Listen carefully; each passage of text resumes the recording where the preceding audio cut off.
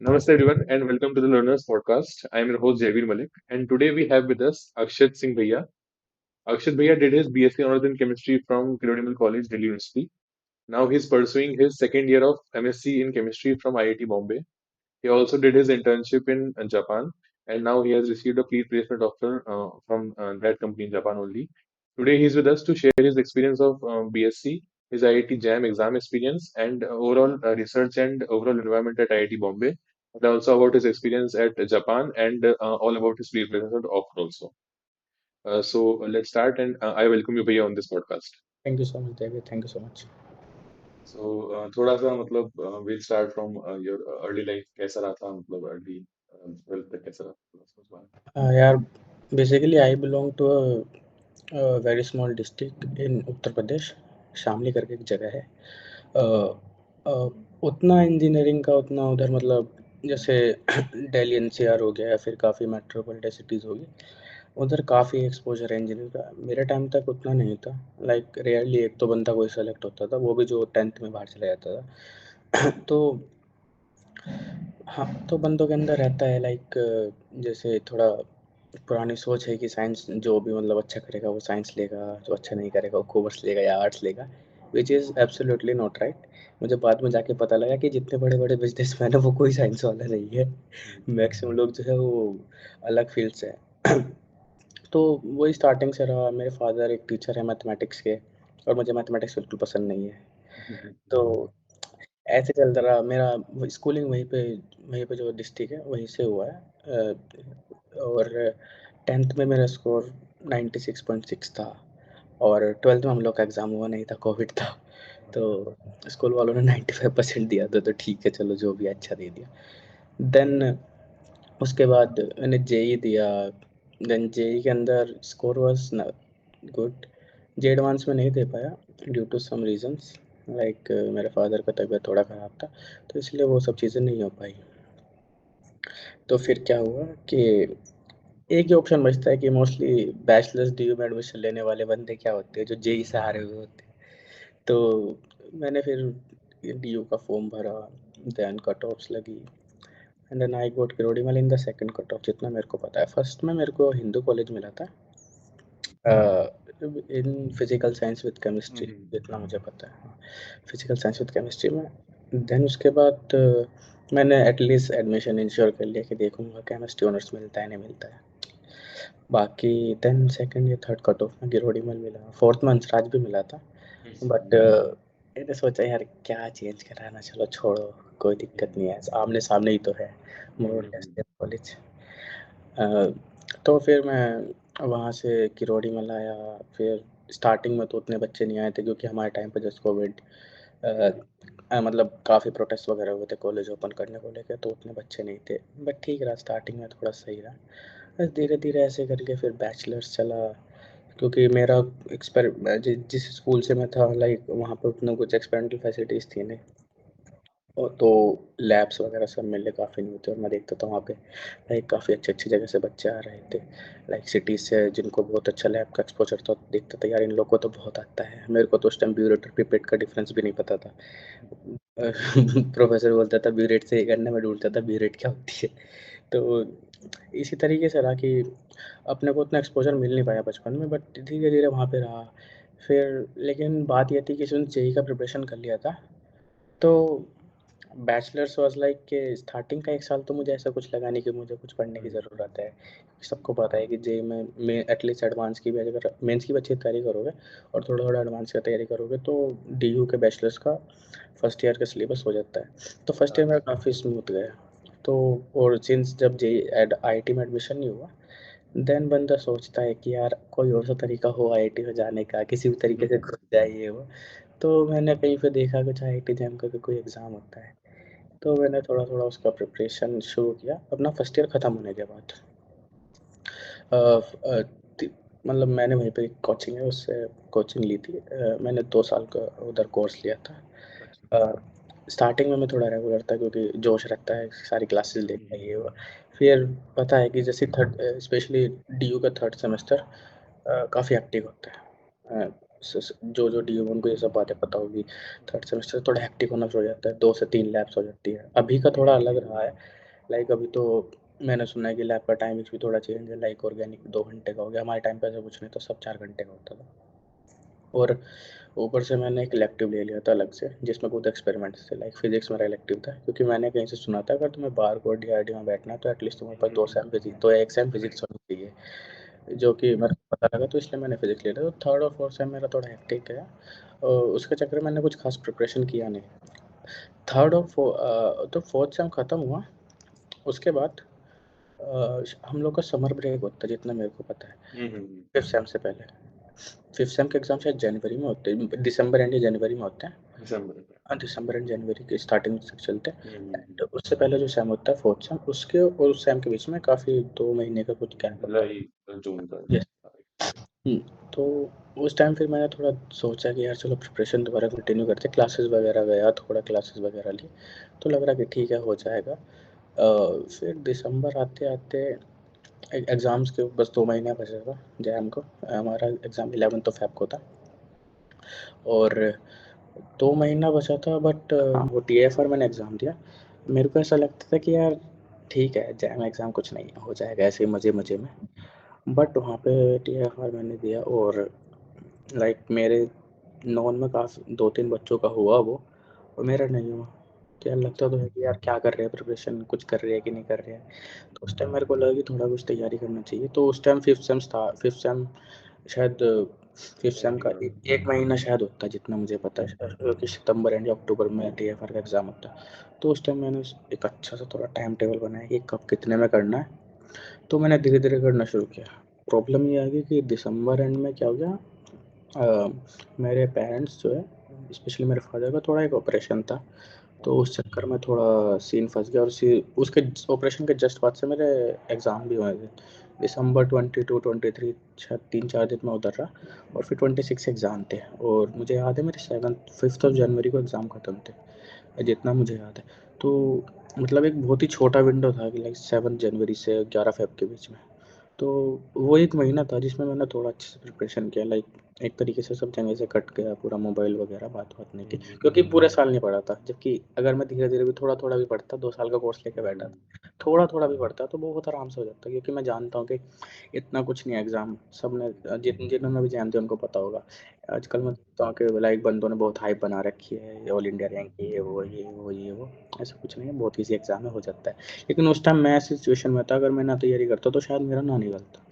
और फिर मैंने जनवरी 25 तक के सारा सिलेबस थोड़ा रिवाइज़ किया, ख़त्म किया, देन टेस्ट लगाए 25 के बाद से।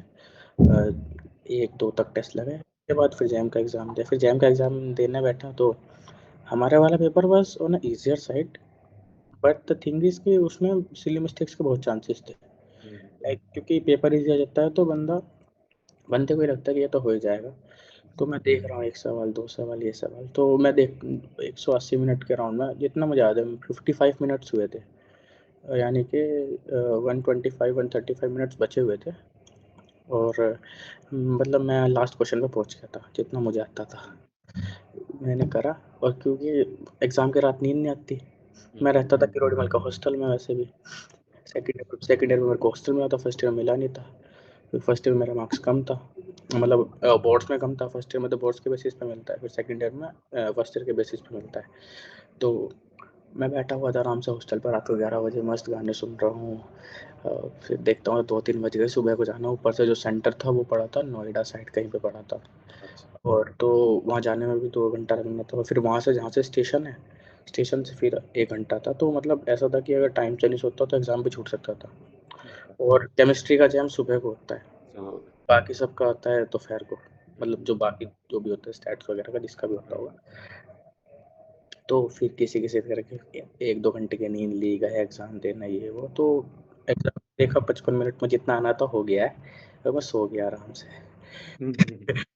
सब देख रहे हैं, मतलब बराबर मैथ्स वाले बैठे हुए थे, क्योंकि अल्टरनेट बैठता है जैम के एग्ज़ाम में, like chemistry, math, chemistry, math, chemistry.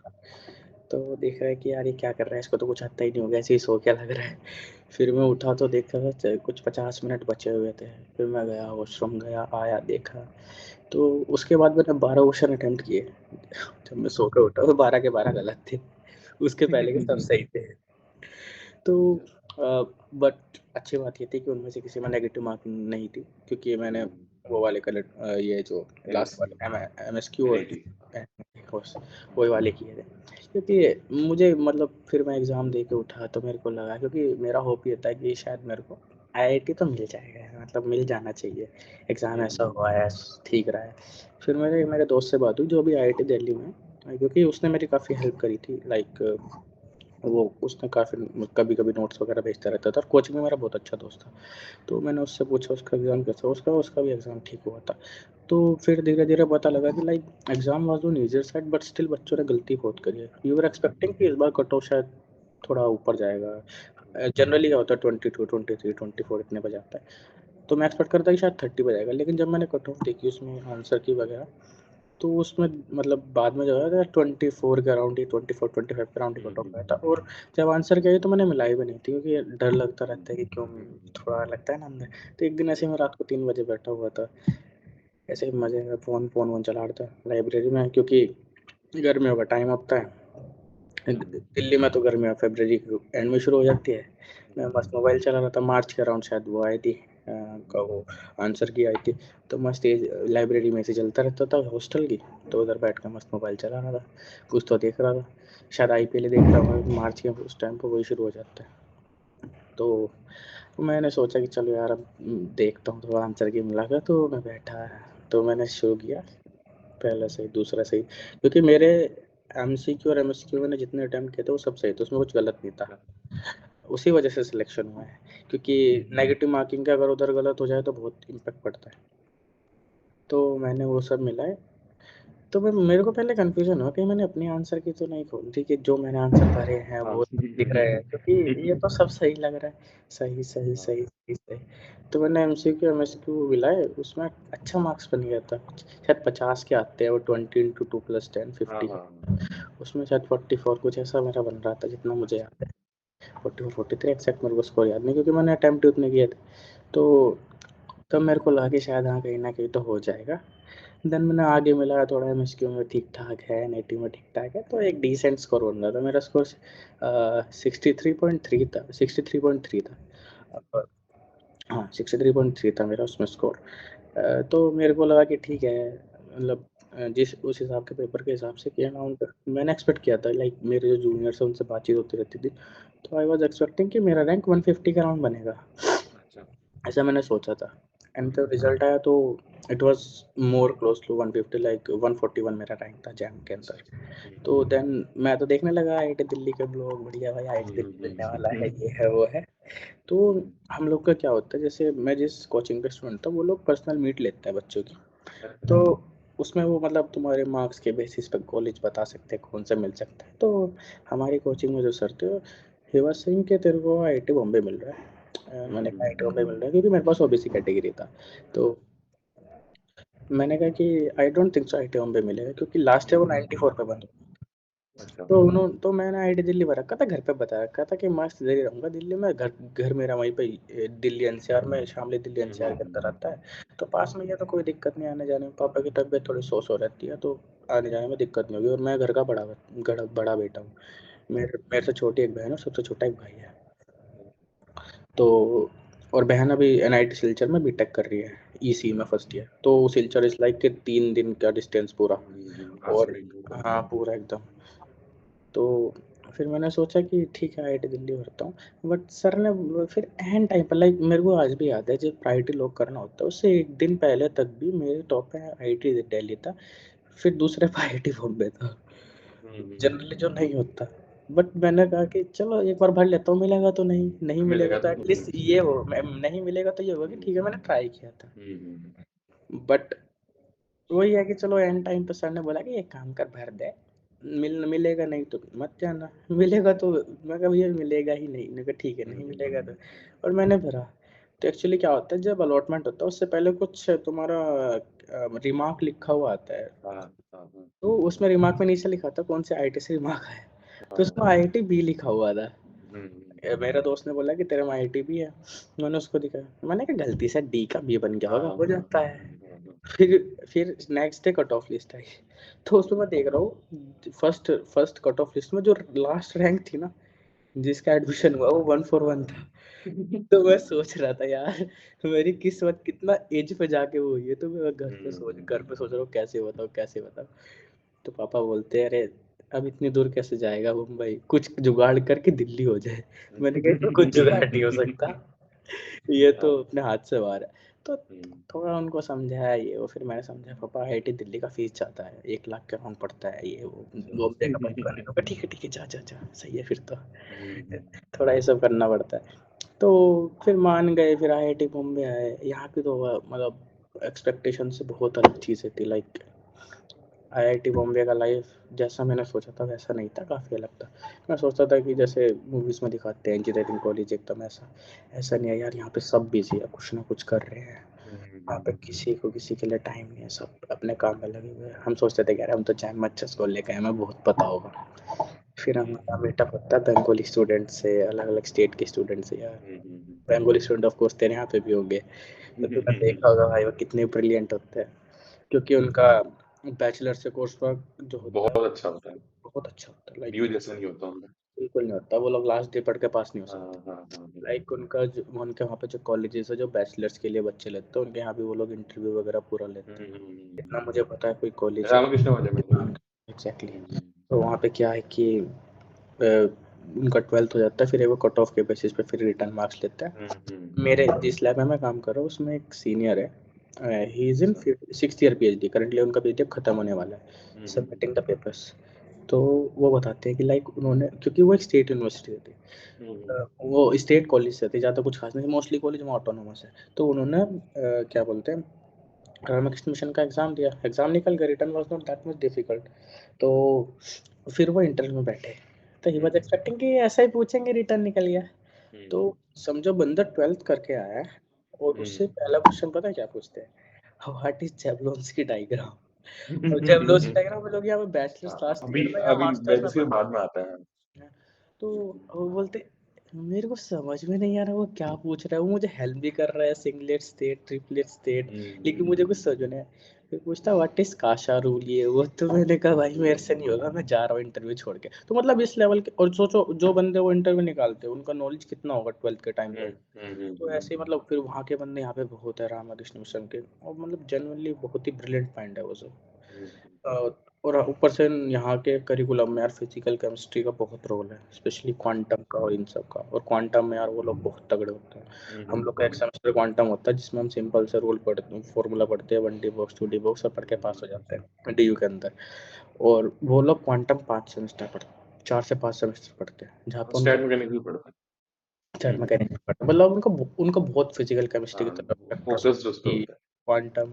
यहाँ पे मैक्सिमम जो फिजिकल केमिस्ट्री के लैब्स हैं जो प्रोजेक्ट के लिए सेलेक्ट करते हैं बंदे, मतलब मैक्सिमम बच्चे वही हैं। क्वांटम की लैब्स में तो मोस्टली वही मिलेंगे जिसमें मतलब बहुत ज़्यादा कैलकुलेशन है, ये है वो है। तो they are like very brilliant. तो उनको देख के लगा कि हाँ यार मतलब जेनुइनली बहुत तगड़े बंदे एग्जिस्ट करते हैं। हम लोग तो सोचते कि अरे डी यू से है, ये है वो है, बट नहीं भाई, उन लोग का माइंड लेवल बहुत अच्छी जगह है। ऐसा नहीं कि हम लोगों ने कम्पीट नहीं कर सकते, देर आर द कोर्सेज जिनमें हम लोगों ने कम्पीट किया, बट स्टिल मतलब उनका बेस बहुत अच्छा है और हम लोग को उनसे बहुत सीखने को मिलता है। मतलब कभी ऐसा नहीं रहा कि यार ये वो ये थोड़े अलग है, ये हेल्पफुल भी होते हैं बहुत अच्छे। मतलब उनका आप कुछ भी क्वेश्चन लेके जाओ, they are always ready to answer. मैं एग्जाम के टाइम पे हमेशा उनके पास जाता होते रहते हैं हम लोग, कभी कभी हम लोग भी पढ़ते हैं। तो मतलब बहुत अच्छा रहता है यहाँ पे। ग्रुप स्टडी मैंने कभी डीवी में करी नहीं, क्योंकि वहाँ पे ग्रुप स्टडी का नाम पे कुछ नहीं होता, सबको पता है। चलो भाई बाहर चल रहे हैं, सुदामा चल रहे हैं, इधर चल रहे हैं, उधर चल रहे हैं। यहाँ पे मैंने तो देखा यार सच में ग्रुप स्टडी कर सकते हैं। मतलब हम लोग यहाँ पे इस तरीके से करते हैं कि एक पूरे सब्जेक्ट को कोई नहीं पढ़ सकता, तो थोड़ा थोड़ा तोड़ तोड़ के पढ़ते हैं। ये वाला पार्ट मैंने पढ़ लिया, मैं समझा दूंगा, उसने पढ़ लिया, उसको समझा देगा। तो इस तरीके से ग्रुप स्टडी का चलता है। और प्रोफेसर्स लोग यहाँ पे मतलब हम तो ऐसा लगता है हम रोज ही एक ऐसा पेपर दे रहे हैं जिसमें सब सेम लेवल पे आ जाते हैं। क्योंकि हम जो एक्सपेक्ट करते हैं वो क्वेश्चन पेपर वो मोस्टली शायद हर आईआईटी में ऐसा ही होता होगा कि जो तुम पढ़ के जाते हो पेपर वो एडवांस ही बनाते हैं। एक मुझे याद है हम लोग का सेकंड सेम में एक एग्जाम था फिजिकल ऑर्गेनिक केमिस्ट्री का। अ, उसके अंदर क्या हुआ था कि अ, अ, सब बच्चे बैठे आराम से, देखा चलो भाई पेपर स्टार्ट होने वाला है, बैठते तो पेपर डिस्ट्रीब्यूट हुआ। तो वी वर लाइक के शायद ये किसी और सब्जेक्ट का पेपर हमें दे दिया गया है और ये हमारा पेपर नहीं है, क्योंकि उसमें प्योर ऑर्गेनिक था और हमारा कोर्स था फिजिकल ऑर्गेनिक का। तो मतलब जेनुइनली 5 मिनट हुए थे, मेरे पीछे वाला बोलता है कि यार ये क्या बकवास है, कितने पे पास है ये बता, सिर्फ 5 मिनट में एग्जाम दिए हुए सब बैठे। क्योंकि हमने जो सिंबल्स वगैरह कोर्स में पढ़े थे वो पूरे पेज पे कहीं देख ही नहीं रहे थे। फिर पेज पलटा तो लास्ट क्वेश्चन के लास्ट पार्ट में वो सिंबल दिखा तो पता लगा कि हाँ ये इसी का पेपर है जो रो वैल्यू वाली बात कर रहा हाँ रो वाला एग्जैक्टली। हूँ। भाई बहुत खतरनाक यार पेपर था वो उससे मेरे। बड़ा तो मेरे को पर्सनल ट्रॉमा है। उससे मुझे आज भी याद है भाई, बहुत खतरनाक पेपर था हम्म, यार। हम लोग का जो और फन फैक्ट, जो मेरे एमएससी का गाइड है वही उस पेपर को वही उस पेपर को पढ़ाते हैं।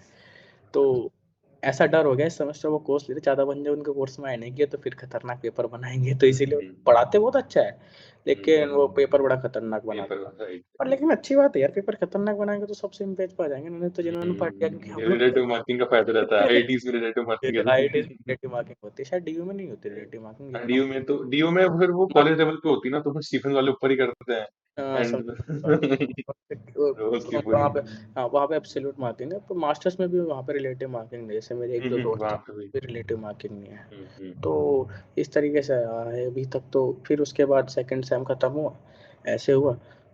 फिर सेकंड सेम के बाद वही इंटर्नशिप्स वगैरह का रहा, इंटर्नशिप वगैरह लगी ये वो सब। तो लाइक अगर मैं स्टार्टिंग से बताऊँ इंटर्नशिप का, तो इस तरीके से था कि जैसे ही मैं आईआईटी में आया, आई वाज वेरी क्लियर कि मेरे को पीएचडी करना है, which is very uncommon with the north Indian students. Like वो बताते हैं कि जॉब वगैरह लगे, क्योंकि हम लोग का यार कि इतना क्या पढ़ें, कब तक पढ़ते रहेंगे, थोड़ा पैसा जॉब कमाओ आगे और क्या, बढ़ो, थोड़ा शांति हो पढ़ाई रही छोड़ है दो, वो राइट सब और राइट। क्या। तो हम लोग का थोड़ा इस टाइप से था।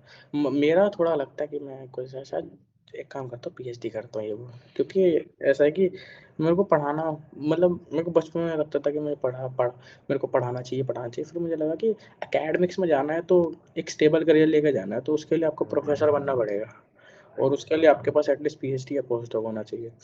तो मेरा था कि पीएचडी करेंगे, अगर लगता है कि एकेडमिक्स में वापस आना है तो फिर इंडिया में आके किसी अच्छी यूनिवर्सिटी प्रोफेसर बन जाएंगे, ऐसा मैं सोचता था। और I was generally preparing very hard for that. Like मुझे आज भी याद है कि फर्स्ट सेमेस्टर चल रहा था और मेरा जो सीनियर था उस टाइम, एक इंस्टीट्यूट है ताइवान के अंदर, एनटीएच, वहाँ से इंटर्नशिप करके आया था। भाई मैं उससे इतनी बात करता था कि भैया मेरे मुझे बताओ कैसे इंटर्नशिप लगता है, ये वो पीएचडी का ये वो। अभी वो ऑस्टिन के अंदर है, यूटी ऑस्टिन के अंदर, यूएस के, बायो लैब में है किसी। तो वो मुझसे तंग हो गया था अच्छे से, लेकिन भाई बहुत हेल्प करता था मेरी वो। और वो मतलब जो मैं अभी दिसंबर के अराउंड चालू होता है प्रोग्राम, राइट, वही ना हाँ ताइवान का हाँ जो होता है, हाँ इंटर्नशिप, राइट। हाँ। तो उसमें फिर तो मैंने बहुत टाइम किया। आई कैन रिलेट आई यार। थिंक एशिया में 2-3 बच्चों का होता है उसमें, जितना मुझे याद है। हाँ वो मैं बहुत कम, और उसमें पहले ईमेल करना पड़ता है, देन आप अपना लिंक में अप्लाई करते हो, देन जैसे रिकमेंडेशन में बहुत हाँ वही वही वही रिग्रेस होता है, आई राइट। थिंक टी बोलते हैं उसको, हाँ टी टीआईएपी भी होता है और एक दूसरा भी होता है उसके दूसरा भी अंदर, होता है। आईआईपीपी भी होता है, बेसिकली आईटी वो वाला। जितने भी वहाँ के ताइवान के इंस्टीट्यूट है उसके लिए कॉमन हाँ एडमिशन, मतलब कॉमन राइट राइट। इंटर्नशिप के लिए वो होता है वो फॉर्म। पहले आप मेल तो लिखते हो। उसमें ऐसा था कि मैंने फिर मुझे याद है मैंने फर्स्ट सेम से ही मेल शुरू कर दिए थे। सीता में कुछ नहीं था ना, सीवी कुछ भी बेकार सा बना दिया, कुछ भी मेल लिख दिया। तो फिर क्योंकि अगर मैं स्टार्टिंग से कर करा हूँ तभी मेरे को एंड में जाके इतने रिजल्ट मिले, क्योंकि मुझे पता लगता रहा कि मेल किस तरीके से लिखना है। अगर trial and professor error type में। सेम प्रोफेसर अब भी रिप्लाई नहीं कर रहा लेकिन बाद में कर रहा है, तो देख रहा हूँ मैंने मेल में क्या चेंज किया है। क्योंकि आप कैसा मेल लिखते हो ना वो बहुत मैटर करता है। प्रोफेसर ऐसा है कि वो अगर तुम्हारा रिप्लाई नहीं आ रहा ना, इसका मतलब उसने मेल पढ़ा है लेकिन उसने रिप्लाई किया नहीं है। मोस्टली प्रोफेसर ऐसे ही करता है। हम क्या सोचते हैं कि प्रोफेसर ने मेल ही नहीं देखा, वो नो का भी रिप्लाई कर रहा है ना, इसका मतलब उसने तुम्हारा मेल पढ़ा है। और अगर वो बिल्कुल रिप्लाई नहीं कर रहा है, इसका मतलब उसने तुम्हारा मेल पढ़ा है, इसका मतलब तुम्हारा मेल पढ़ने लायक नहीं है उसके अकॉर्डिंग। मतलब हमें तो लगता है कि हम अपना बेस्ट दे रहे हैं। तो उस टाइम से ही मैंने मेल शुरू कर दिया था। उस टाइम पे एक प्रोग्राम होता है एसआरएफपी करके, समर रिसर्च फेलोशिप प्रोग्राम, जो इंडियन एकेडमी ऑफ साइंस कराती है। तो उसमें क्या होता है कि अलग अलग यूनिवर्सिटीज से बच्चों को ले लिया जाता है और अलग-अलग आईआईटीज़ में, बड़े-बड़े इंस्टीट्यूट में इंटर्नशिप के लिए भेज नहीं दिया पढ़ जाता है 2 महीने के लिए, और उसमें कुछ पेड वगैरह भी होते हैं, कुछ 5 हम्म 5,000 वगैरह जो भी होता है, 10,000 मिलती जो भी है वो शायद, हाँ, 10,000 के अराउंड जो। है। तो पहला वो इंटर्नशिप था जिसमें हम 4-5 जनों ने अप्लाई किया था।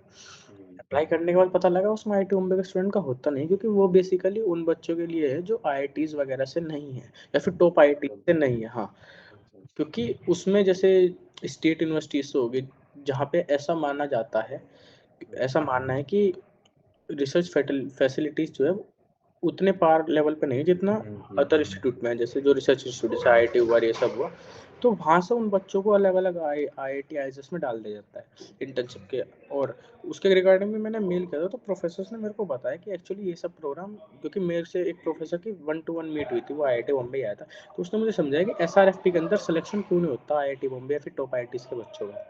तो उसने मेरे को बताया कि अनटिल अनलेस तुमने प्रोफेसर से बहुत ही अच्छी बात कर रखी हो, तो तुम्हारा हो सकता है, वो भी तभी हो सकता है जब उस प्रोफेसर का लिंक उस इंटर्नशिप के सिलेक्शन कमिटी के अंदर हो थोड़ा-सा।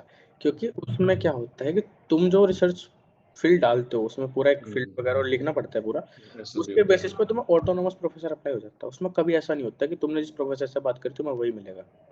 उस प्रोफेसर ने मेरे को बताया कि एसआरएफपी के अंदर क्या सीन है, तो जब मुझे पता लगा, उस टाइम मेरे को लगता है कि एसआरएफपी में हो जाएगा तो ठीक है, इसलिए मैंने मेल भी बहुत किया एसआरएफपी के अलग-अलग प्रोफेसर्स को, आईआईटीज़ के जो भी थे, तो उन्होंने बोला था कि एक्चुअली बात ये है कि जो सिलेक्शन प्रोसीजर है वो हमारे हाथ में नहीं है। इसमें क्या होता है, रैंडमली बच्चे मिल जाते हैं। तो फिर मैंने सोचा कि चलो ठीक है, फिर मैं सोच रहा था कि यार आईआईटी दिल्ली से इंटर्नशिप कर लेता हूँ, अपना घर के पास है, आना-जाना भी रहेगा। बट और हाँ, उस टाइम फिर मैंने सोचा कि 1 महीने का ब्रेक है बीच में, नवंबर में एग्ज़ाम्स थे, तो विंटर इंटर्नशिप का ट्राई करते हैं, जो कि इंडिया में भाई नहीं मिलती, कोई नहीं देता 1 महीने का इंटर्नशिप। तो मैंने इधर-उधर ट्राई किया, ये किया, फिर जाके एक इंटर्नशिप मेरे को डीयू में मिली है, वो एक प्रोफ़ेसर थे, वो अच्छे प्रोफ़ेसर हैं, उनका भी मतलब एकेडमिक बैकग्राउंड अच्छा रहा है, तो मैंने 1 महीना वहाँ पे इंटर्नशिप किया डीयू में, कि एटलीस्ट मेरे पास एक प्रोजेक्ट हो गया लिखने को, और मैंने बहुत सारी चीज़ें पहले सीख ली, जो कि मेरे को बाद में सीखनी थी, क्योंकि वो हेटेरोसाइक्लिक सिंथेसिस में था। अ, डीयू के एक प्रोफ़ेसर थे, वो इसी पे काम करते हैं। तो मैंने वहाँ पे डिपार्टमेंट के अंदर, डिपार्टमेंट ऑफ केमिस्ट्री मास्टर्स के अंदर, तो क्योंकि वहीं पे थोड़ा काम करने लायक लैब हो सकती है। अपने कॉलेज में तो बहुत बेसिक लैब्स है। तो उसके अंदर थोड़े इंटर्नशिप करा, फिर वहाँ से सर्टिफ़िकेट वगैरह मिल गया। तो एक सीवी में भी चीज़ बंदा सोचता तो है कि अब तक सीवी में कुछ है नहीं, तो थोड़ा बहुत लिख लेता हूँ। तो वो लिखने का हो गया। फिर वहाँ से मैंने शुरू किया आने वाले समर इंटर्नशिप के लिए थोड़ी मेहनत। अलग-अलग यूनिवर्सिटीज़ मैंने क्या किया कि जैसे हम लोग का क्या होता है कि एक बुकलेट होती है, डिपार्टमेंटल बुकलेट, उसके अंदर ये सब रिटन होता है। हर हर कॉलेज की होती है, हमारे कॉलेज की भी होती है, एमएससी की है। तो उसमें लिखा होता है कि तुम्हारे सीनियर्स ने कहाँ-कहाँ से इंटर्नशिप की है, सुपर सीनियर सबका लिखा होता है। तो मैंने उसको थोड़ा बैठा, पढ़ा, फिर जिन इंस्टीट्यूट में हुआ था हमारे सुपर सीनियर्स वगैरह का, तो वहाँ पे मेल किया, ये सब किया, और इंडिया में मेल शुरू कर दिया था, क्योंकि मैंने ऐसा सुना था कि इतने इंटर्नशिप आएगी ना, इतने प्रोफ़ेसर से बंदे बात कर ले होते हैं, और वही बंदे सेलेक्ट होते हैं इंटर्नशिप्स के लिए। लाइक अगर आइज़र भोपाल की इंटर्नशिप अप्रैल में आएगी, तो जो-जो बंदे सेलेक्ट होने वाले होंगे ना, जिस प्रोफ़ेसर के पास, वो पहले ही प्रोफ़ेसर से बात कर रखे होंगे। तो वहीं मैंने शुरू किया, फिर बीच में मैंने इंडियाना में अप्लाई किया, वो हर कॉलेज में आती है इंडियाना, मतलब आईआईटी बॉम्बे में 2 से 3 बच्चे उठाती है, केमिस्ट्री में, फिर फिज़िक्स में, ऐसे करके। तो इंडियाना में अप्लाई किया, इंडियाना के अंदर मेरा वो क्या बोलते हैं उसको, सीवी राउंड क्लियर हो गया, फिर इंटरव्यू राउंड तक पहुँचा। इंटरव्यू राउंड में 4 बंदे थे, उसमें से जितना मुझे याद है, और मेरा इंटरव्यू लाइक कुछ 40-45 मिनट चला था इंडियाना के अंदर। मोस्टली बच्चों का 10-15 मिनट चला था, काफ़ी अच्छा रहा ये, बट उसमें अनफॉर्चुनेटली मेरा सिलेक्शन नहीं हो पाया। ठीक है, कोई बात नहीं, होता है, चलता है। तो फिर उसके बाद इंडियाना में नहीं हुआ, थोड़ा अजीब लगा, बट कोई बात नहीं। फिर उसके बाद मैं थोड़ा गया, फिर मैंने बात करी, फिर बीच में मेरे को ताइवान से रिप्लाई आया, एनटीएचयू से ही, प्रोफेसर का, कि मतलब कि we can accept you doing the T program, but अभी एप्लीकेशन फॉर्म वगैरह नहीं निकले। तो मेरे को लगा चलो एक जगह तो सॉर्ट हो गया, अच्छा है। फिर इसके बीच में मैं इंडिया में मेल शुरू किए, फिर वही जनवरी के एंड में मेल शुरू किए। तो वहाँ से मेरे को काफ़ी अच्छा रिस्पॉन्स मिला इंडिया में। लाइक मैंने अराउंड अब तक 700-800 मेल किए थे, जितना मुझे याद है, 700 टू 800 मेल किए थे। और मेरे को मेल का जो रिप्लाई रेट है वो तो बहुत कम होता है, 10% 5% ऐसा ही होता है। बट स्टिल क्योंकि इतने मेल कर दिए थे कि तो 80-100 रिप्लाई, 100-150 रिप्लाई आ गए थे। तो कितनों ने नो बोला, कितनों ने बोला पोजीशन नहीं है, कितनों ने बोला है। तो उसमें जितना मेरे को याद है कि like IIT Guwahati, IISER Bhopal, IIT Kanpur और हाँ, आईआईटी इंदौर, आईआईएसआर टीबीएम और आईआईटी गांधीनगर और 3-4 आईआईटी और थी और 1-2 आईआईएसआर और था। IISR Mohali also. ये मेरे पास इन सब प्रोफेसर से मेरा बहुत अच्छे से बात हो गया था, इंटरव्यू वगैरह भी बहुत प्रोफेसर से हो गया था।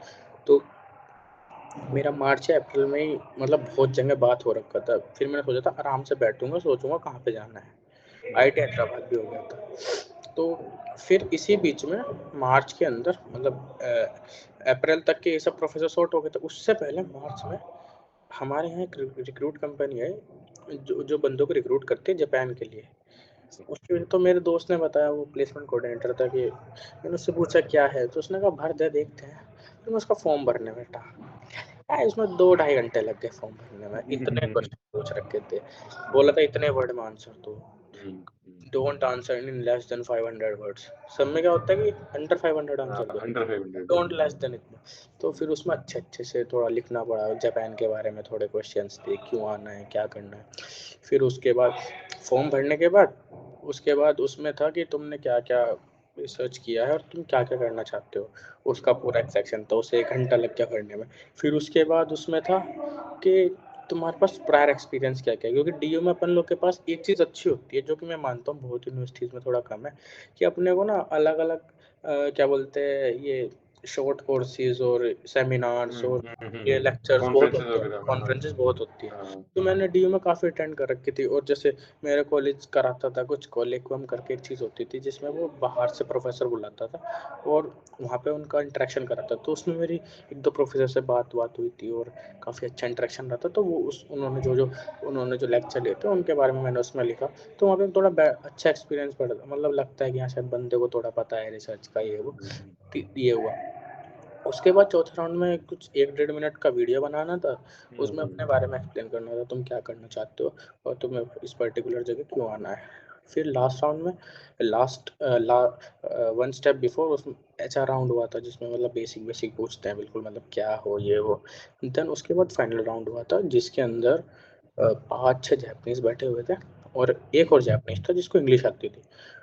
She was translating their questions to me और मेरे आंसर्स उनको। तो वो हुआ, वो थोड़ा अच्छा चला था, क्योंकि जापान के लोग का क्या 11 साढ़े 11 बजे लेते हैं और 8 बजे यहाँ पे वहाँ का टाइम 3.5 घंटे हमसे आगे, तो सुबह के 8 बजे इंटरव्यू था। 8:30 बजे मेरा खुश था। तो जल्दी जल्दी करके मैं गया। पर इंटरव्यू ठीक रहा, आधे घंटे का राउंड चला वो और अच्छा रहा इंटरव्यू। प्रेजेंट उसमें उन्होंने हाँ एक चीज़ और थी, हम लोग को प्रेजेंट करना था कि हमने क्या क्या किया है और हम क्या क्या करना चाहते हैं और जापान के बारे में हमें क्या चीज़ अच्छी लगती है, क्योंकि बेसिकली वो देखना चाहते हैं कि हम उनकी कंट्री में सर्वाइव कर सकते हैं कि नहीं। तभी क्योंकि मैंने बोला ना कि इतने बच्चे फॉर्म भरते हैं, वो यहाँ से यही सोच के सेलेक्ट करते हैं कि हम अपनी कंपनी के अंदर ही जॉब देने के लिए सेलेक्ट कर रहे हैं, पीसीओ इसीलिए टाइप का। Kind of yes. तो फिर वहाँ पे 2 बंदे उन्होंने मेरे डिपार्टमेंट से लाइक फाइनल राउंड तक 2 बंदे गए थे। उसके बाद फाइनल राउंड में 2 में से 1 सेलेक्ट हुआ था। कुछ बंदों ने फॉर्म भरा था, काफ़ी अच्छे खासों ने। तो मेरी कंपनी के अंदर जितना मेरी एचआर वगैरह से बात हुई थी, लाइक उन्होंने अलग-अलग आईआईटीज़ के अंदर फॉर्म डाले थे, मास्टर्स, एमटेक सबके लिए। तो वहाँ पे मतलब मास्टर्स के लिए सिर्फ़ 1 बंदा सेलेक्ट होना था, एमटेक के लिए 2 होने थे। तो उसके अंदर उन्होंने मास्टर्स के लिए मुझे सेलेक्ट किया था पूरे इंडिया में से, और एमटेक के लिए 2 बंदे, एक आईआईटी रुड़की और एक आईआईटी मद्रास से एक लड़की थी। तो फिर मेरे को लगा कि यार इसमें तो हो गया है। फिर प्लेसमेंट टीम से मेल आता है कि you have to accept the offer in like within the next 24 hour. तो मैं थोड़ा हो गया कि यार अब क्या करना है। मैं तो बात कर रखी है इधर उधर, इसी बीच में जब क्योंकि ये पूरा जो प्रोसीजर था ये 1 महीना चला, 5 दिन बाद इंटरव्यू है, 5 दिन बाद ये है, तो 1 महीना चला। इसी बीच में मेरे को ताइवान के प्रोफेसर ने टीप का फॉर्म भेज दिया सीधा, कि तुमने मुझे मेल किया था, बस आज भी फॉर्म पड़ा हुआ है वो, अपनी डिटेल्स इसमें डाल, मतलब अपनी डिटेल्स मुझको भेज दो जो इसमें है, मैं अपने आप डालूंगा और तुम्हारा टीप में हो जाएगा। उसने बोल दिया कि तुम्हारा टीप में हो गया, बस तुम इसमें अपनी एप्लीकेशन वो जो भी डिटेल्स है वो डाल दो। तो मेरे पास बड़ा कन्फ्यूज़न था। एक तरफ मेरे पास जापान था, एक तरफ ये था। इंडियन ऑप्शंस तो थे ही। और तो फिर मैंने अपने प्रोफ़ेसर से जाके बात करी जिनकी लैब में जॉइन करने वाला था, ऐसा मैंने बात किया था उनसे। क्योंकि लैब जॉइनिंग भी सर्टेन नहीं है क्योंकि मार्क्स के बेसिस पे होता है, सीजीपीए के बेसिस पे, तो एक प्रोबेबिलिटी होती है कि शायद मुझे कौन-सी मिल सकती है। तो उसमें जितने भी मेरे को लग रहा था मेरे को लैब मिलेगा, उन प्रोफ़ेसर से मैंने जाके बात करी। तो उन्होंने मेरे को मतलब बहुत अच्छी चीज़ बताई कि लाइक रिसर्च के अंदर ना तुम मोर ऑफ़ द चीज़ है जो इस पे तुम फ़ोकस करोगे, उसमें तुम्हें एप्लीकेशन वाले पार्ट पे ज़्यादा फंडा सोचना नहीं है। अगर तुम इंडस्ट्री के अंदर जाओगे, तो तुम्हें जो मोस्टली चीज़ देखनी है, वो डेली लाइफ प्रॉब्लम्स को देखना है। तो बोलते हैं अगर मैं तुम्हारी जगह होता, तो I will definitely go to Japan to explore the industrial वाला पार्ट। क्योंकि दिस इज़ समथिंग जो तुम पीएचडी में जाने के बाद ही एक्सपीरियंस कर पाओगे, पीएचडी खत्म होने के बाद। मास्टर्स के बाद डायरेक्ट तुम इंडस्ट्री के अंदर इंडिया में उतना अच्छा कल्चर नहीं है, लाइक बहुत टॉक्सिक माना जाता है इंडिया के अंदर। और तुम्हें इसके क्योंकि रिसर्च तो तुम यहाँ पे 1 साल की करोगे, तो ऐसा नहीं कि तुम्हारे पास एक्सपोज़र नहीं होगा, पहले भी तुमने इंटर्नशिप कर रखी है। और डीयू में एक चीज़ अच्छी है कि वहाँ पे प्रैक्टिकल बहुत होते हैं। लैब्स है, प्रैक्टिकल बहुत होते हैं, वो ऑक्सिलरी मेंटेन करना, ये करना, वो करना और फिर वो एग्ज़ाम वगैरह। तो अपन लोग का एक्सपेरिमेंटल हैंड थोड़ा ठीक होता है। तो उन्होंने बोला जाके ये जो मौका मिला है इसको एक्सप्लोर करो, अच्छी चीज़ है, तुम अगर सेलेक्ट हुए हो तो इसको वेस्ट मत करो। तो फिर मैंने किसी तरीके से गया। पहली बात तो मुझे लग ही नहीं रहा था कि यार मैं जापान जा रहा हूँ, एयरपोर्ट पे पहुँच गया ये वो, बड़ा कॉमन सा लग रहा था। फिर उतरा तो भाई लगा कि हाँ यार, सच में भाई सच में यार गजब कंट्री यार, वो एक नंबर। इतना एडवांस फैसिलिटी, इतने डिसिप्लिन लोग मैंने नहीं देखे लाइफ में। मतलब वहाँ एलिवेटर पे बंदे एक साइड चलते हैं, दूसरी साइड छोड़ के रखते हैं। जिसको जल्दी जाना है उधर से जाओ, जिसको जल्दी नहीं है वो एक साइड से चलो। वहाँ पे जैसे 2 मेजर सिटी हैं। बिल्कुल ऐसा ही है। मतलब तो वहाँ पे मैं गया, कंपनी मतलब यार थोड़ा इस टाइप से थे। आज शाम को हम लैंड किए हैं, सीईओ के साथ हमारा डिनर था। तो उन्होंने डिनर वगैरह कराया इंडियन रेस्टोरेंट में, क्योंकि उनको पता है कि इनमें से 2 तो वेजिटेरियन है, ये लड़की नॉन वेजिटेरियन थी। तो इंडियन रेस्टोरेंट में ही कराना पड़ेगा, नहीं तो ये खा नहीं पाएँगे। तो डिनर था, रात को सोए, सुबह को 8 बजे हम लोग को मेन गेट पे मिलना था। अब हमें जाना था कंपनी। और फर्स्ट डे जो मैंने सुना था अपनी लाइफ में कि Japanese are very punctual of their time, मुझे आज भी याद है कि भाई वो बंदे 7:45 के बाहर पे होते ही जब से ही बाहर बंदे खड़े हुए थे। बहुत पंक्चुअल तो मेरे को लगा। और मतलब यार एज बंदे काफ़ी, मतलब ऐसा नहीं कि हम लोग की तरह एकदम मतलब काफ़ी वो यंग हो, एज बंदे, क्योंकि वो कंपनी के बहुत हाई पोज़ीशन पे थे और बहुत डाउन टू अर्थ बंदे हैं। जापान में अच्छी चीज़ ये है कि उतना हायरार्की नहीं है, कि जो वर्कर भी है ना, उसको भी सामने वाला मतलब गुड मॉर्निंग ये सब बोलता है, जो जो क्लीन करता है ये सब वो सब। तो वहाँ पे ऐसा नहीं है कि यार ये तो साफ-सफाई करने वाला है, इससे क्यों बात करनी है, ऐसा कुछ नहीं है। ऑफ़िस के अंदर सबको बराबर रिस्पेक्ट थी। तो फिर उनसे बात-वात हुई, फिर हम प्लांट गए, जो भी हमारी कंपनी थी। वहाँ पे उन्होंने थोड़ा-थोड़ा बताया, इंट्रोडक्शन दिया बेसिक-बेसिक चीज़ों का। तो सब अच्छा रहा, फिर हम लोग का छुट्टी हो गया। फिर सबसे वियर्ड एक्सपीरियंस मेरा जैसे ही पहले दिन का लंच का टाइम हुआ, then we went to the cafeteria. हर कंपनी के वहाँ पे कैफेटेरिया होता है। देन मैं देख रहा हूँ जैपनीज़ फूड, अरे बाबा रे बाबा! क्या खाना होता है। भाई मैं नहीं खा सकता वो खाना, मतलब मैं नॉन वेजिटेरियन होता ना, तो मैं हूँ वेजिटेरियन, मैं बस एग खाता हूँ। ठीक है, अब जो भी बोल लो वेजिटेरियन है कि नहीं है, मैं बस एग्स खाता हूँ।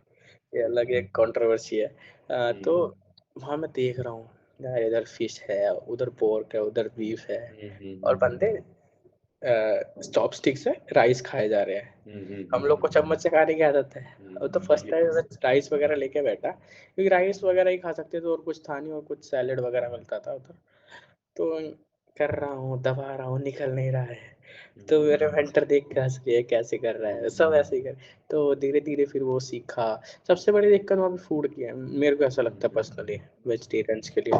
क्योंकि वहाँ पे नॉन-वेज फूड थोड़ा सस्ता भी है और ईज़िली अवेलेबल भी है। और वे लोग बहुत बॉइल्ड फूड खाते हैं, ज़्यादा मसाले खाते नहीं, इसीलिए उनका एज इतना ज़्यादा हो जाता है, लाइफ एक्सपेक्टेंसी बहुत अच्छी है उधर भी। क्योंकि वहाँ पे मोस्टली बॉइल्ड फूड खाते हैं। लाइक उनको पता है कि उनको कितना खाना है, और टाइम से आ जाते हैं। और वहाँ पे मैंने एक चीज़ और नोटिस करी कि लाइक जैसे हम लोग का काम 9 टू 5 होता था, तो हम बिगिनर्स थे, इंटर्नशिप कर रहे थे, इंडिया से वैसे ही ठीक है 5 बज गए तो हम सोचते थे कब भागने का मौका मिले, यू कैन गो अवे बोल देते थे। वहाँ पे बंदे उठते नहीं हैं, इसको बहुत ज़्यादा शेम मानते हैं कि 5 बजे सबसे पहले कौन उठा है, वो बैठे अच्छा। रहते हैं, दे वेट कि कोई जाए, फिर हम जाएँ, कभी भी ऐसा नहीं करते, स्पेशली जो लंबे टाइम से कंपनी में वर्क कर रहे हैं। अच्छा। तो वेट करते हैं कि 6 बज जाए, कोई उठा के कोई निपटा, चलो अपने काम में लगे रहो। 7 बज गए, चलो अब 1-2 घंटा गया है, साढ़े 7, 8 जाके खाना भी खुद बनाना है, सब कुछ खुद करना है, उसके बावजूद भी ये रहता है। बहुत ज़्यादा वर्कहॉलिक होते हैं, टाइम पे आते हैं, बहुत टाइम पे आते हैं, एकदम परफेक्ट पर्सनैलिटी, मतलब मुझे ऐसा लगता है कि उन लोगों ने अपना कल्चर इतना सेव करके रखा हुआ, काफ़ी कल्चरली इन रिच कंट्री है, उसके बाद भी उनका अपना एक स्टाइल है। लाइक आप ये नहीं बोल सकते कि वो वर्ल्ड से कटे हुए हैं बिल्कुल तरीके से। लाइक जिस प्रोफेसर के वहाँ मैंने इंटर्नशिप किया था डीयू में, उसका पोस्टडॉक जापान से है। तो वो बता रहे थे कि एक बार कॉन्फ्रेंस में ऐसे जब वो प्रेजेंट कर रहे थे वर्क, तो ऐसे इंग्लिश का थोड़ा, क्योंकि वहाँ पे लोग को इंग्लिश उतना आता नहीं है, जापानीज आता है। तो उन्होंने बोल दिया मजे मजे में कि you should learn English, no कि we don't need to learn English, you have to learn Japanese, Japanese People is will best. learn Japanese too. Yeah. तो वो बड़े स्ट्रॉन्ग है अपने, मतलब काफ़ी हम्म, नेशनलिस्ट लोग हैं और वॉयलेंस वो करते नहीं है। जहाँ पे मैं रहता था वो एक मतलब मैं जेन्युइनली बता रहा हूँ, वो एक गाँव था, अच्छा। गाँव। और जब मैं वहाँ पे हम्म, घुसा, हम्म, मैं मुंबई रह रहा था, तो मुझे हम्म, मुंबई से अच्छी वाइब्स वहाँ पे आ रही थी। अच्छा। बहुत सारे स्काई स्क्रैपर्स है ये वो, लेकिन हाँ, वहाँ पे भी थे। और वो एक हम्म, सच में एक गाँव था, और इतना साफ, हम्म, जेनुइनली मैंने ऐसा एक्सपेक्ट नहीं किया था। मेरे को लगा था कि शायद कुछ एरिया साफ होगा जापान का, ऐसा नहीं हाँ कि पूरा हाँ, एरिया साफ हो, कुछ नहीं, क्योंकि हमारे क्या यहाँ भी होता होता है है। कि जैसे हाँ। इंडिया में कोई चीज़ पॉपुलर हो जाती है, जैसे हम्म, कश्मीर बहुत पॉपुलर है, हम्म, लेकिन जैसा कश्मीर कश्मीर में है, ऐसा फॉर एग्ज़ाम्पल दूसरे स्टेट्स में नहीं होगा जहाँ पे उतनी साफ-सफाई नहीं है। हम्म, तो मेरे को ऐसा लगा था कि जापान में शायद कुछ जगह ही अच्छी होगी, बट मैं जब गया तो मैंने सबसे पहले पता क्या देखा, बुलेट ट्रेन से हम लोग गए थे। हम लोग बुलेट ट्रेन से गए थे। अच्छा एक्सपीरियंस रहा था बहुत। फिर हम हम्म, उतरे और हमें टोक्यो से ओसाका जाना था। फिर अच्छा। ओसाका के पास एक जगह पड़ता है त्सुकागुची। हम्म, मतलब पहले तो प्रोनाउंस करने में इतनी दिक्कत होती है। हम्म, कोई सुकागुची बोलता है, वो बोलता है। एक्चुअली उसको बोलते हैं त्सुकागुची बोलते हैं। हम्म, तो वहाँ पे हम लोग का स्टे था। तो हम लोग वहाँ पे गए। सबसे पहली चीज़ मैंने ऑब्ज़र्व की, मेरे हाथ में लगेज था, और हम्म, उधर क्या था कि जैसे नाली वगैरह होती है ना, इस टाइप से पानी बह रहा हम्म, था और उसके अंदर फिशेज़ तैर रही थी। हम्म, नहीं, इतना साफ पानी है यार यहाँ पे, नालियाँ हम्म, मतलब ऐसे टर्टल था और हम्म, ये सब था, तो इतना साफ पानी था। और मैं वहाँ 2 महीने रुका हूँ, और 2 महीने मैंने किसी भी हॉर्न की आवाज़ नहीं सुनी, किसी अच्छा। भी हॉर्न की आवाज़ नहीं सुनी। हम्म, सच में मैंने किसी हॉर्न की आवाज़ नहीं सुनी। और वहाँ पे जो एज्ड बंदे होते हैं ना, लाइक वो भी काम करते हैं, क्योंकि अच्छा। जैसे इंडिया में होता है कि किसी बच्चे का शादी हो जाता है तो माता-पिता के साथ रहता है। वहाँ पे ऐसा नहीं है। लाइक वहाँ पे छोड़ देते हैं। हम्म, माता-पिता कभी-कभी मिलने जाते हैं अपने बच्चों से, हम्म, और जो भी उसकी वाइफ़ वगैरह होती है, वो भी कभी-कभी मिलने आते हैं ओकेजनली। और तो वहाँ पे वो बंदे जो एज्ड हो जाते हैं, वो भी काम करते हैं। लाइक ज जैसे मेट्रो में साफ-सफाई का काम हो, ऐसे-ऐसे काम वो लोग करते हैं। अच्छा, अच्छा। इसमें मतलब कि एज्ड बंदा भी कर सकता है, और जो थोड़े ऐसे ज़्यादा काम, मतलब ज़्यादा थोड़ा डिफ़िकल्ट काम होते हैं, वो थोड़ा यंग लोग करते हैं। बट वहाँ पे सच में बहुत काम करते हैं। और फिर मैं देख रहा हूँ, एक और एक्सपीरियंस मैं शेयर करना चाहूँगा। लाइक हम लोग घूम के आते हैं, वीकेंड्स पे छुट्टी होती था, मंडे टू फ्राइडे वर्क करना होता था, वीकेंड्स ऑफ रहता था। तो हम लोग गए थे, एक जगह है वहाँ पे निचिगेन्ना मोरी करके। वहाँ पे क्या है, नारुतो-वारुतो वर्ल्ड बना रखा है, अच्छा। बहुत सारी चीज़ें हैं। तो वहाँ पे गॉडज़िला वगैरह है। तो हम लोग वापस आ रहे थे, और हम लोग, क्योंकि वहाँ मेट्रो शायद 12 तक चलता है, वहाँ से हम्म, मेट्रो से उतर के, तो 1 बज गया था, हम लोग आ रहे थे, पैदल ही आ रहे थे वहाँ पे। तो देख रहा हूँ मैं, रात के 1 बजा हुआ है, पूरा रोड खाली है। वहाँ पे रेड सिग्नल हो रखा है, और बंदा साइकिल से क्रॉस नहीं कर रहा, वो खड़ा है कि जब तक ग्रीन नहीं होगा मैं जाऊँगा नहीं। अच्छा। बहुत सही रूल फ़ॉलो करते हैं, बहुत ज़्यादा सही। हम लोग चाहते तो ऐसे क्रॉस कर लेते, मतलब वो बंदा चाहता था क्रॉस कर सकता था, लेकिन पूरा रोड खाली था, कुछ नहीं था, जब तक ग्रीन ना हो तब तक वो चलेगा नहीं। तो वो चीज़ मेरे को एकदम ऐसे हिट किया यार कि इन लोग के ब्लड में डिसिप्लिन है, जो कि बहुत ही अनलाइक है अदर लोगों के। और राइट। एक और चीज़, वहाँ के लोग हेल्पफुल भी बहुत है। मतलब थोड़े हम्म, शाय हैं कि सामने से बात नहीं करेंगे, लेकिन हेल्पफुल बहुत है, स्पेशली ओसाका वाले जो लोग हैं। टोक्यो वाले भी हेल्पफुल है, पर लाइक ओसाका और टोक्यो लाइक उनका टसल चलता रहता है, उनके रूल्स अपोजिट है। जैसे अच्छा। एस्केलेटर जो है, ओसाका के एक जगह जो है लेफ्ट साइड खड़े होते हैं अच्छा। और वो दौड़ते हैं, वो जिनको जल्दी आना वो जाते हैं। टोक्यो में हम्म, इसका अपोजिट है, उसमें शायद राइट साइड खड़े अच्छा होते हैं, ऐसे अच्छा अच्छा उल्टा है। अच्छा। और थोड़ा का उनका स्लैंग भी थोड़ा अलग है जापानीज हम्म, बोलने का। अ, हम्म, टोक्यो वाले ओसाका वालों को हँसते हैं, ओसाका वाले टोक्यो वालों को हँसते हैं, तो ऐसा चलता रहता है। हम्म, तो ओसाका उतना क्राउडेड नहीं है एज़ कम्पेयर टू टोक्यो। जैसे टोक्यो पूरे वर्ल्ड का सबसे क्राउडेड हम्म, सिटी है, पूरे वर्ल्ड हम्म, का। और वहाँ पे अलग-अलग कंट्री से भी लोग हैं। ओसाका के अंदर ऐसा हम्म, सीन नहीं है, वहाँ पे मैक्सिमम जापानीज़ रहते हैं।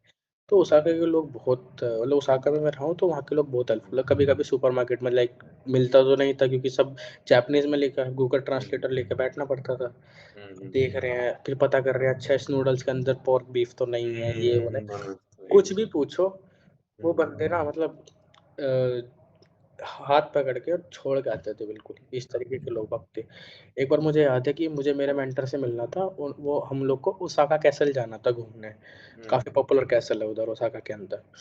तो उन्होंने बोला था हमें ओसाका मेट्रो स्टेशन के वहाँ पे मिलने के लिए। तो मुझे आज भी याद है कि मैं उतरा था, मेरे जो साथ में 2 जने थे वो थोड़ा लेट थे, तो वो बाद आ रहे थे। मैंने सोचा मैं टाइम पे पहुँचता हूँ। तो मैं उतरा तो मेरे को समझ नहीं आ रहा था कहाँ से आना है। फिर एक बंदा था जिसको मेरे से अपोज़िट जाना था, मतलब उसे अच्छा। ओसाका से वापस पीछे जाना था। तो हम्म, वो बंदा मेरे को लेके गया, उस गेट तक छोड़ के गया। फिर मैंने अच्छा। उसको थैंक यू बोला। तो मेरे को लगा यार सच में कितने अच्छे लोग हैं, बहुत सही लोग हैं।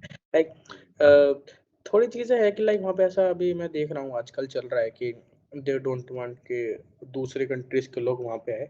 पर मैंने ऐसा कभी कोई रेसिज़्म, कोई डिस्क्रिमिनेशन ऐसा तो कभी फेस नहीं किया। एटलीस्ट 2 महीने के टाइम पीरियड में तो नहीं किया। और सब अच्छा चलता रहा, कंपनी वालों ने काफ़ी घुमाया-फिराया भी, मस्त मज़े कराए। और पीना जैसे वाइन ये सब वहाँ का कल्चर वहाँ पे बहुत सही है।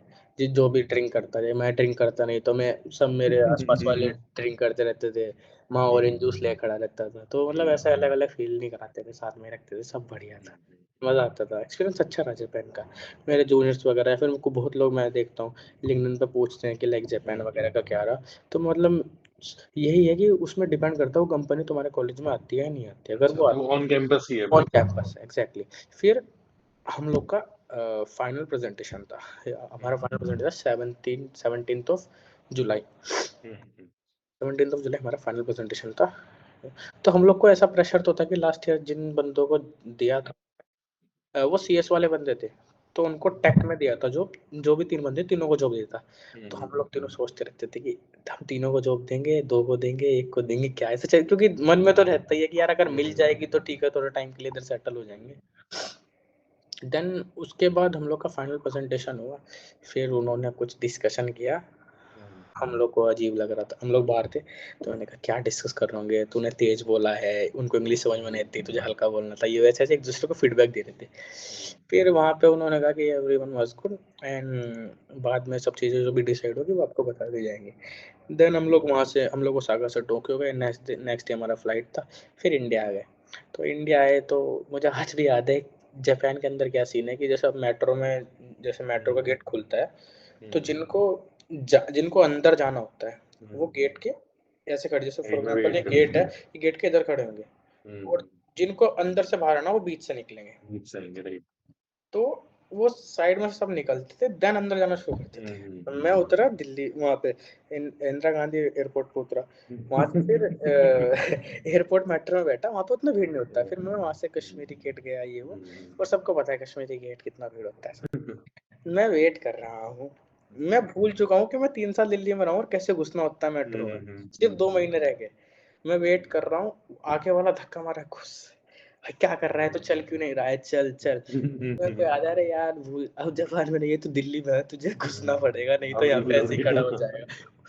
तो वो मेरे को एकदम अजीब लगा। फिर मैंने कहा नहीं नहीं, बस बस 2 महीने हो गए, अब नींद से खुल जा, अब इंडिया में आ अब गए। दिल्ली आ हाँ, रहे। मतलब ऐसे कोई बुराई नहीं कर रहा हूँ, बट वो दिखता है कि रियलिटी एकदम तो यही आदत है। रियलिटी नहीं है, दिख जाती है चीज़ें। तो फिर रहा ठीक है, फिर मैं आया, फिर मैं देखता हूँ कि क्योंकि वहाँ पे तो क्या था कि गाँव के अंदर नालियों में मछलियाँ घूम रही हैं, यहाँ पे धूल हम्म, मिट्टी ये सब वो सब, तो एकदम थोड़ा अजीब अजीब लगा। कुछ दिन लगे सेटल होने में, फिर पता लग गया कि हाँ ठीक है, तुझे यहीं रहना। जब आईआईटी वगैरह आया तो ठीक, आईआईटी में तो फिर भी बहुत साफ सफाई है एज कम्पेयर टू बाहर, लाइक बहुत ग्रीनरी है इधर साइड तो। थोड़ा मुंबई में बारिश वगैरह चलता है, उस वजह से थोड़ा दिक्कत हो जाती है, बट आईआईटी के अंदर साफ है। फिर रहा अच्छा एक्सपीरियंस। फिर एक दिन मैं मेस में खाना खा रहा था, तो ऐसे मेल वगैरह आता है, तो मैं खोलता हूँ मेल, उसमें लिखा है कि congratulation that you have received the pre placement offer from this company, ऐसे ऐसे।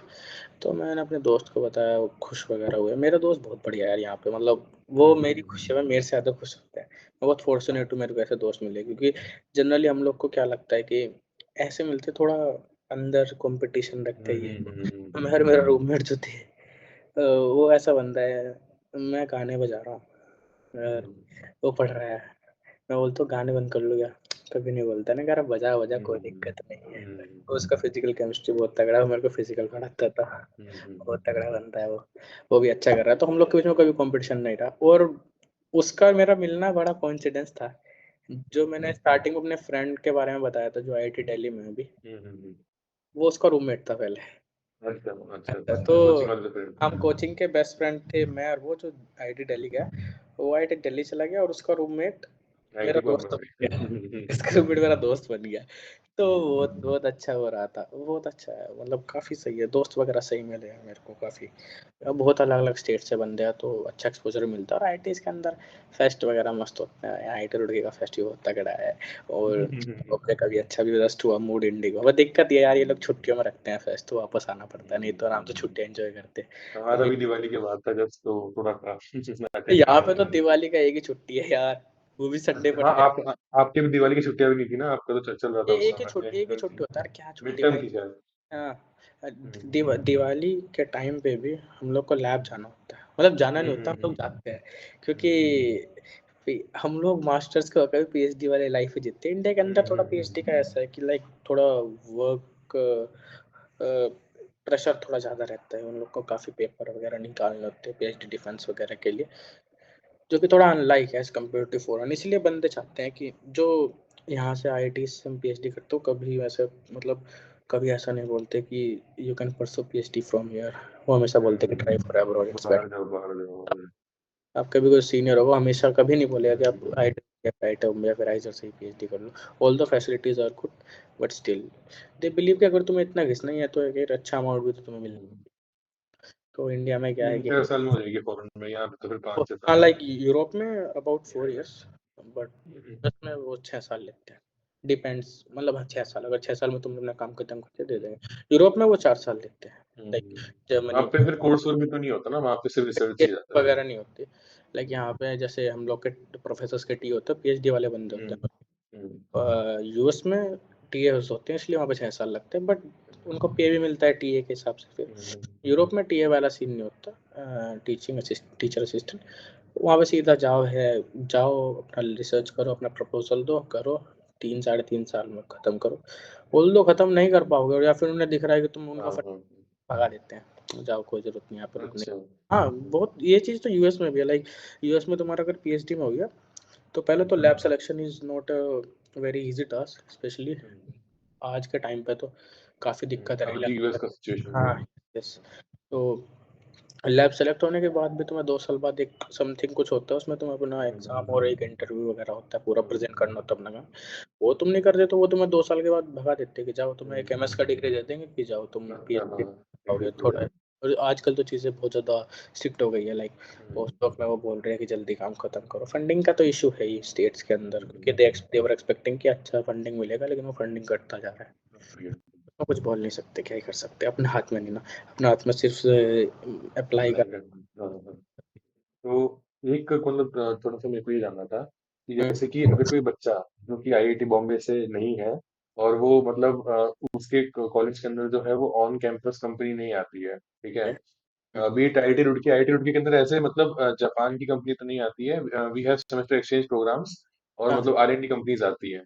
तो अगर कोई बच्चा जो कि जिसने मतलब जो अभी या तो ज्वाइन करने वाला है आईआईटी, या फिर हुँ, वो भी मतलब अपने फर्स्ट सेमेस्टर के अंदर है, तो ओके। उसको मतलब क्या क्या करना चाहिए जिससे वो मतलब फॉरेन इंटर्नशिप ले पाए।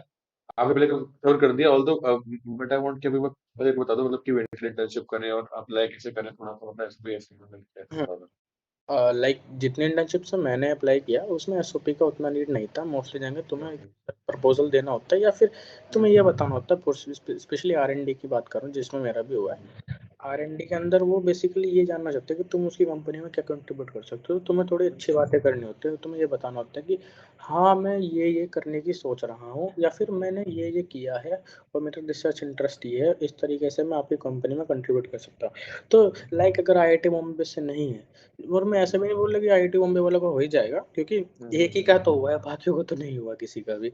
तो बट ऑन कैंपस अपॉर्चुनिटीज थोड़ा कैंपस अपॉर्चुनिटीज का थोड़ा डिफरेंस आता है, मैं मानता हूँ। तो उसका बेस्ट मेरे को जो लगता है, लाइक मेरा एक फ्रेंड भी है, वो करता रहता है सब चीज़ें, शायद उसका एक जगह हुआ भी है। मुझे लगता है कि लिंक्डइन ना बहुत सही प्लेटफॉर्म है इस चीज़ के लिए, मेरे को ऐसा पर्सनली मानना है, क्योंकि वहाँ पे बहुत सारे कनेक्शंस मिल जाते हैं। वहाँ पे तुम पर्सनली एचआर को रीच कर सकते हो, ओपन पोजीशंस के बारे में पूछ सकते हो। बट स्टिल अगर तुम्हें ऑटोनोमस अप्लाई करना है तो तुम्हें इस चीज़ का आइडिया होना चाहिए कि कौन सी चीज़ें कब आ रही है। जैसे मैं बताऊँ कि जब बंदा फर्स्ट सेमेस्टर खत्म करता है फिर वो इंटर्नशिप के बारे में सोचना शुरू करता है, और फर्स्ट सेमेस्टर खत्म होता है नवंबर या फिर दिसंबर के फर्स्ट वीक में।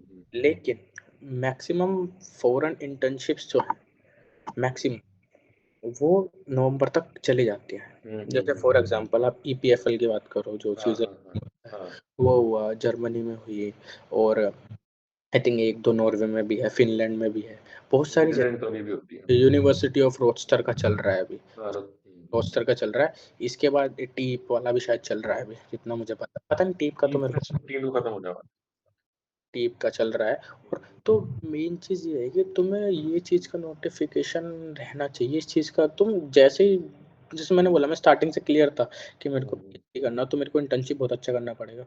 इसीलिए मैंने हाथ पैर मारा, थोड़ा देखा भाई कौन कौन सी इंटर्नशिप होती है। आजकल तो चैट जीपीटी है यार, उसको बहुत हेल्प हो जाती है। जस्ट डालो प्रॉम्प्ट एक अच्छा सा कि कौन कौन सी इंटर्नशिप्स है जो मैं, फॉरेन इंटर्नशिप, वो पूरा निकल के आता है। तो अगर चैट जीपीटी को अच्छे से यूज़ करेगा तो बहुत हेल्प कर लेता है। आजकल तो प्रो वर्जन भी 1 साल के लिए फ्री मिल रहा है, तो चलाओ ना, क्या दिक्कत है। तो try to use the AI tools, वो बहुत हेल्प कर सकते हैं। और जहाँ तक बात है कि सिलेक्शन का, तो मुझे ऐसा लगता है कि एसओपी जैसे रिसर्च इंटर्नशिप्स के अंदर आप पहले बात करके रखोगे तो चीज़ें बहुत सही रहेगी। अगर आप सोचोगे आप हाँ, एग्ज़ैक्टली, जैसे मान लो कि फॉर एग्ज़ाम्पल मैं रोस्टर में अप्लाई करता हूँ, तो उसमें जैसे क्या, जैसे मैंने अभी खोला था उसका वेब पेज, तो उसमें क्या 12-13 ग्रुप्स हैं। जाओ ग्रुप में प्रोफेसर को मेल करो कि सर मैं सोच रहा हूँ आपके ग्रुप में आने की, क्या आप इस साल एक्सेप्ट कर रहे हो, नहीं कर रहे हो? रिप्लाई देखो क्या होगा, वर्स्ट केस क्या होगा, रिप्लाई नहीं आएगा। पर तुमने मेल तो कर दिया ना, प्रोफेसर ने क्या पता मेल देख लिया हो, कभी तो देखोगे, नाम तो देख ही लेगा ना कुछ। लगेगा कि हाँ, अगर बंदा इंटरेस्टेड है, अगर उससे लेना होगा तो वो तुम्हें प्रायोरिटी देगा। फिर तो थोड़ा एसओपी अच्छा लगेगा। एसओपी में मैं हमेशा बोलता हूँ कि जो उस प्रोग्राम में बंदे सेलेक्ट हुए ना, उनसे कॉन्टैक्ट करो। उनसे बात उनके एसओपीज़ देखो। जैसे हम लोग जब पीएचडी में अप्लाई करते हैं आईआईटी में, तो हम पता है क्या करते हैं? अपने सीनियर्स की एसओपी फॉलो करते हैं हमेशा। जैसे फॉर एग्ज़ाम्पल मेरे को यूनिवर्सिटी ऑफ शिकागो जाना है, तो मेरा सीनियर उधर है, तो मैं उससे हेल्प लेता हूँ, भैया मुझे आप अपना एसओपी भेजो, या फिर मैं अपना एसओपी लिख के भेज रहा हूँ, आप उसको एडिट करो। और भाई सीनियर्स लोग यार इतने मतलब हेल्प कर देते हैं, इतना कुछ वो नहीं होता, कुछ करने को है नहीं ज़्यादा। वहाँ पे वो भी चाहते हैं कि हमारा ना एक नेटवर्क बिल्ड हो जहाँ पे हम हैं। जैसे you are in IIT Roorkee, you are from Hansraj I think ना, तो तू चाहेगा कि तेरे जूनियर्स एटलीस्ट यहाँ पे हों, कि एक पर्सनल बॉन्डिंग बनती है। जैसे मैं यहाँ किरोड़ीमल से हूँ, लास्ट के 4-5 साल से ऐसा है, किरोड़ीमल से हर साल एक बंदा आता है। और इस साल जो बंदा है वो तो मेरे हॉस्टल का ही जूनियर था, तो हम लोग बहुत पहले से जानते हैं। उससे पहले ऑल इंडिया रैंक 2 था जो यहाँ पे आया था। तो मतलब हम लोग का एक नेटवर्क बना हुआ, और हम लोग काफ़ी अच्छे से बातचीत करते रहते हैं। तो वो जो वहाँ पे बंदे हैं ना, वो तुम्हारी सबसे ज़्यादा हेल्प कर सकते हैं। जैसे फॉर एग्ज़ाम्पल जिस कंपनी में मेरा हुआ है, उसमें जाने का क्या प्रोसीजर है, अगर तुम कंपनीज़ तुम्हारे में आती है तो वो मैं अच्छे से बता सकता हूँ। जैसे फॉर एग्ज़ाम्पल मैंने ईपीएफएल में अप्लाई नहीं किया था। ईप में अप्लाई किया था, मैंने इंडियाना अप्लाई किया था। इंडियाना भी ऑन कैंपस आती है। तो इंडियाना का रिस्क मैं बहुत अच्छे से बता सकता हूँ। इसीलिए मेरा ऐसा मानना है कि अगर जिस बंदे ने वो किया है ना, तो उससे ज़रूर सलाह सलाह लो, वो बेटर रहेगा। फॉर एग्ज़ाम्पल किसी बंदे को पॉडकास्ट शुरू करना है, फॉर एग्ज़ाम्पल लाइक कोई भी बंदा हो, या फिर किसी को ऐसे सीनियर जूनियर इंटरेक्शन करना, तो वो ऑफ कोर्स तेरे से सलाह ले सकता है क्योंकि तू कर रहा है। है ना? तो जो नहीं कर रहा उससे लेने कोई मतलब नहीं है, तो सबसे बढ़िया है कि अपने सीनियर्स को रीच आउट करो, पता करो, लिंक्डइन पे मिल जाता है यार कि क्योंकि मैं तो आज आपसे लिंक्डइन से कनेक्ट हुआ हूँ, तो मेरे को तो वही मतलब बोल बहुत अच्छे अच्छे लोग बैठे हुए हैं जो गाइड करेंगे आप। ये बंदे सच में भाई हेल्प करने के लिए हैं। सच में हम्म मैं तो प्रोफेसर्स तक से बात करी है लिंक्डइन पे। जो मतलब बड़ी-बड़ी या पीएचडी स्कूल्स के जो प्रोफेसर्स हैं, उनसे मैंने लिंक्डइन पे बात करी है। अच्छा, उनके जो ग्रुप में बंदे हैं, उनसे बात करी है। राइट और राइट राइट। मैं कह रहा कि आप 10 को रिप्लाई करोगे, 10 का नहीं आएगा, 11वें का तो आएगा, किसी का तो आएगा। तो तुम बस अपना एफर्ट्स मारते रहो और एसओपी वगैरह थोड़ा अच्छे से लिख लो, जो कि वही लोग अच्छे से बता सकते हैं। कंपनी के नीड की मतलब देखो कंपनी की क्या चल रहा है, करंट स्टेटस ज़रूर देखो कि कंपनी क्या चल रहा है, ग्रोथ में है, कहीं डिक्लाइन तो नहीं हो रही है। तो कुछ ऐसे आइडियाज़ उनको दो कि जो उनको एकदम स्ट्राइक करे कि हाँ, बंदा कुछ अलग सोच रहा है। तो इस टाइप से थोड़ा होना चाहिए, मेरे को ऐसा लगता है। और एकदम से तो नहीं आएगा, मतलब कि बैठे बैठे आपको एकदम स्ट्राइक करेगा कि हाँ मेरे को जापान अप्लाई करना है।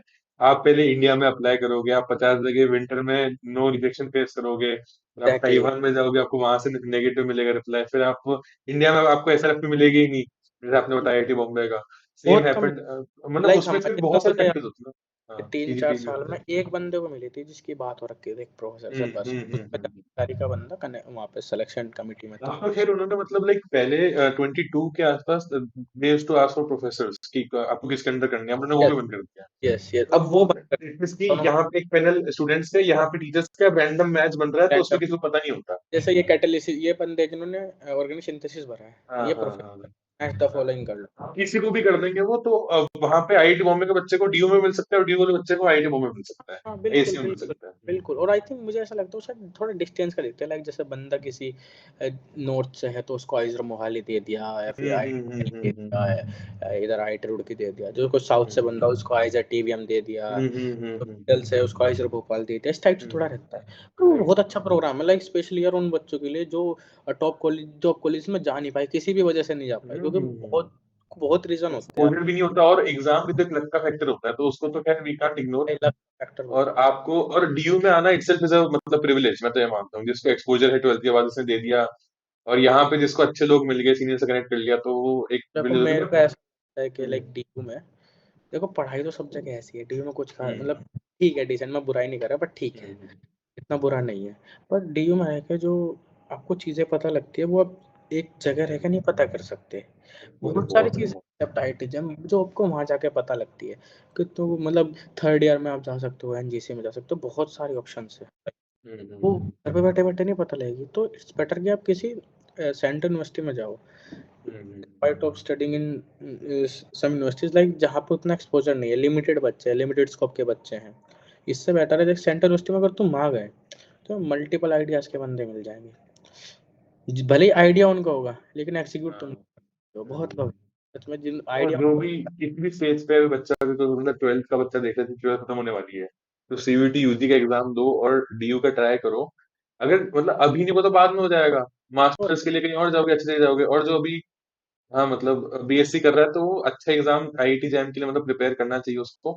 और आईआईटी जैम जैसे भैया ने स्टार्टिंग में बताया था, वापस बोलना चाहूंगा कि कोई बहुत बहुत बड़ी चीज नहीं है, चीज़ आराम से हो सकता है। 3 महीने का भी एग्जाम ऑनेस्टली नहीं होता वो, अगर इंसान सिंसियरली प्रिपेयर कर रहा है सुबह से शाम तक। वही देख मैंने क्या 2 साल का कोर्स लिया है, पढ़ा कितना मेरी पढ़ाई लास्ट के एक ये महीने में मैं होती है, ये सही बात मैंने है। मेरी बहन को बता रखा है और किसी को नहीं बता हम्म, रखा। घर वालों को लगता है यार 2 साल पढ़ लो, 2 साल कुछ नहीं हाँ, पढ़ना, मज़े वो कर कोचिंग लेना अलग बात होती है, एंड देन प्रिपेयर पीवाईक्यू करना। मैं कल भी रात को I was recording a podcast with some other of the my seniors, मैंने उनको ये बोला, तो देयर एक्चुअली वो उनका एक चैनल है अनफिल्टर्ड आइडियंस, ओके, फिर उसमें तो उसमें वो बायो वाला काम, मतलब वो बायोटेक के बच्चों को गाइड करते हैं। उन्होंने बोला कि केमिस्ट्री के लिए हमको तुम चाहिए हो।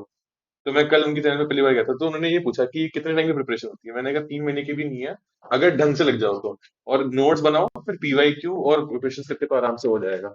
जेईई एडवांस नहीं है भाई, वो जेईई हाँ एडवांस जेई, ये जैम है, जेई नहीं है, जेईई तो थोड़ा एडवांस सा भाई वो है। आईआईटी सोच करके आप कंफ्यूज मत हो। तो खैर ये तो चलो इसकी बात थी। आईआईटी बॉम्बे की मतलब लाइफ आपने पहले बताया थोड़ा सा, मतलब अभी क्या फेस्ट वेस्ट का सीन कैसा होता है, एक्सपोजर कैसा होता है, लाइब्रेरीज, हॉस्टल, खाना वाना, थोड़ा सा उसके बारे में। यार देख हम लोग को जैसे मेरा सेकंड हॉस्टल है, हम लोग को हम्म हॉस्टल मिलता है, हम लोग को शेयरिंग में रूम मिलता है। तो हम्म उसमें क्या है पूरे मास्टर्स के बंदे रहते हैं। ये तो एक छोटा हॉस्टल है, ज़्यादा बड़ा हॉस्टल नहीं है। लेकिन मेरा ऐसा पर्सनली मानना है, वो हॉस्टल आईआईटी का बेस्ट हॉस्टल है। Yes. क्योंकि वो पहला गेस्ट हाउस था, तो वो बना इस तरीके से गया था कि वहाँ पे स्पेसिंग बहुत था। अच्छा। मतलब जितना ये रूम है ना, इसका हम्म ऑलमोस्ट 2 गुना रूम है वो, 2 बंदे रहते थे। अच्छा विंडोज़ वगैरह सब बढ़िया था, खाना वगैरह भी अच्छा था। खाना देख हर मेस का डिसेंट ही होता है। लेकिन पता क्या है, अभी मैं किसी हॉस्टल में हूँ, हॉस्टल 17 में हूँ फॉर एग्ज़ाम्पल। अभी मुझे यहाँ का स्टार्टिंग में खाना अच्छा लगेगा, फिर मैं मेन्यू के यूज़ टू हो जाऊँगा। अभी बीच में क्या था कि मेस वाली चीज हो। हम लोग का अभी 1 महीने के लिए मैंने मेस ऑप्ट आउट कर रखी थी, क्योंकि मैं था नहीं यहाँ पे, घर पे गया हुआ था। 15 से आया था, 15 दिसंबर से फेस्ट के लिए। तो मैं 14 में, हाँ 14 एक हॉस्टल है, 12-13-14 एक ही जगह मेस है, वहाँ पे खा रहा था। तो मुझे वहाँ का बढ़िया लग रहा था कि अब वहाँ मैंने भैया वगैरह को बोला जो वहाँ पे खा रहे थे, भैया इधर हाँ अच्छा ये है वो है। तो बोलते हैं हम यहाँ रोज का खाते हैं, मुझे तो कैसा भी नहीं लगता। तो ऐसा हॉस्टल खाना, किसी हॉस्टल का ना खराब खाना नहीं है, सबका एक डिसेंट खाना है। किसी दिन यहाँ पे अच्छा बन गया, किसी दिन यहाँ पे अच्छा बन गया, तो वो हॉस्टल बढ़िया है। और जहाँ तक लाइफ की बात करूँ, देख एज ए मास्टर स्टूडेंट मैं बता रहा हूँ कि बहुत जल्दी-जल्दी चीज़ें जाती हैं, क्योंकि इट्स ओनली अबाउट 2 इयर्स, जिसमें आपको अपना जॉब भी देखना है, आपको पीएचडी भी देखना है, आपको जिनको प्लेसमेंट कोचिंग भी देखना है, इनका बहुत एक लार्ज सेक्शन होता है कोचिंग वाला। उसके बाद उसके साथ-साथ क्विज़ेज़, एग्ज़ाम्स और सरप्राइज़ क्विज़ेज़, और मतलब एक एग्ज़ाम तो ऐसे है, मैं बताऊँगा उसके बारे में, लाइक वो इतना सही एग्ज़ाम था, इतना खतरनाक एग्ज़ाम है। उसमें प्रोफ़ेसर ने हमसे क्वेश्चन बनवाता है। उसने असाइनमेंट में हमसे क्वेश्चन बनवाए के 3 लेवल के, ईज़ी, डिफ़िकल्ट, हार्ड, सबके 2-2 क्वेश्चन बनाने हैं और सब पे लिखना है कि कौन-सा तुम्हारा लेवल का एग्ज़ाम है, वो कौन-सा क्वेश्चन है, ई, एच ऐसा। फिर वो बंदा पूरी क्लास के उस क्वेश्चन पेपर को लेता है और फिर उसने एक क्वेश्चन पेपर बना रखा है। उसमें जो क्लास में से जो क्वेश्चन पेपर लिए, उसमें से कुछ बंदों के क्वेश्चन सेलेक्ट करके अपने पेपर में डालता है। देन देन जो इन बंदों के क्वेश्चन सेलेक्ट हुए, they will be getting the extra marks, जितने नंबर का भी वो क्वेश्चन है। अच्छा अच्छा अच्छा अच्छा, तो ओके। और वो बंदा जो पेपर बनाता है ना, मैं गारंटी ले रहा हूँ बहुत खतरनाक पेपर बनाता है। उसने एक क्वेश्चन दिया था, लाइक हम लोग का क्विज था, सेकंड सेम की बात कर रहा हूँ। तो उसमें उसने कुछ बताया कि एक प्लेनेट है, जुपिटर है, उस पे ये हो रहा है, वो हो रहा है, मतलब उसका डायग्राम देख के ही फट गई बच्चों की, सच अच्छा बता अच्छा रहा अच्छा, मतलब हूँ। प्रॉपर अपनी वो सिचुएशनल फिर वो बाद में बोल कुछ। मतलब वो उस प्रोफेसर के एग्जाम का थोड़ा ऑरा सेट हो रखा है कि हम्म। बस 5 नंबर, 4 नंबर। सब्जेक्ट कौन सा?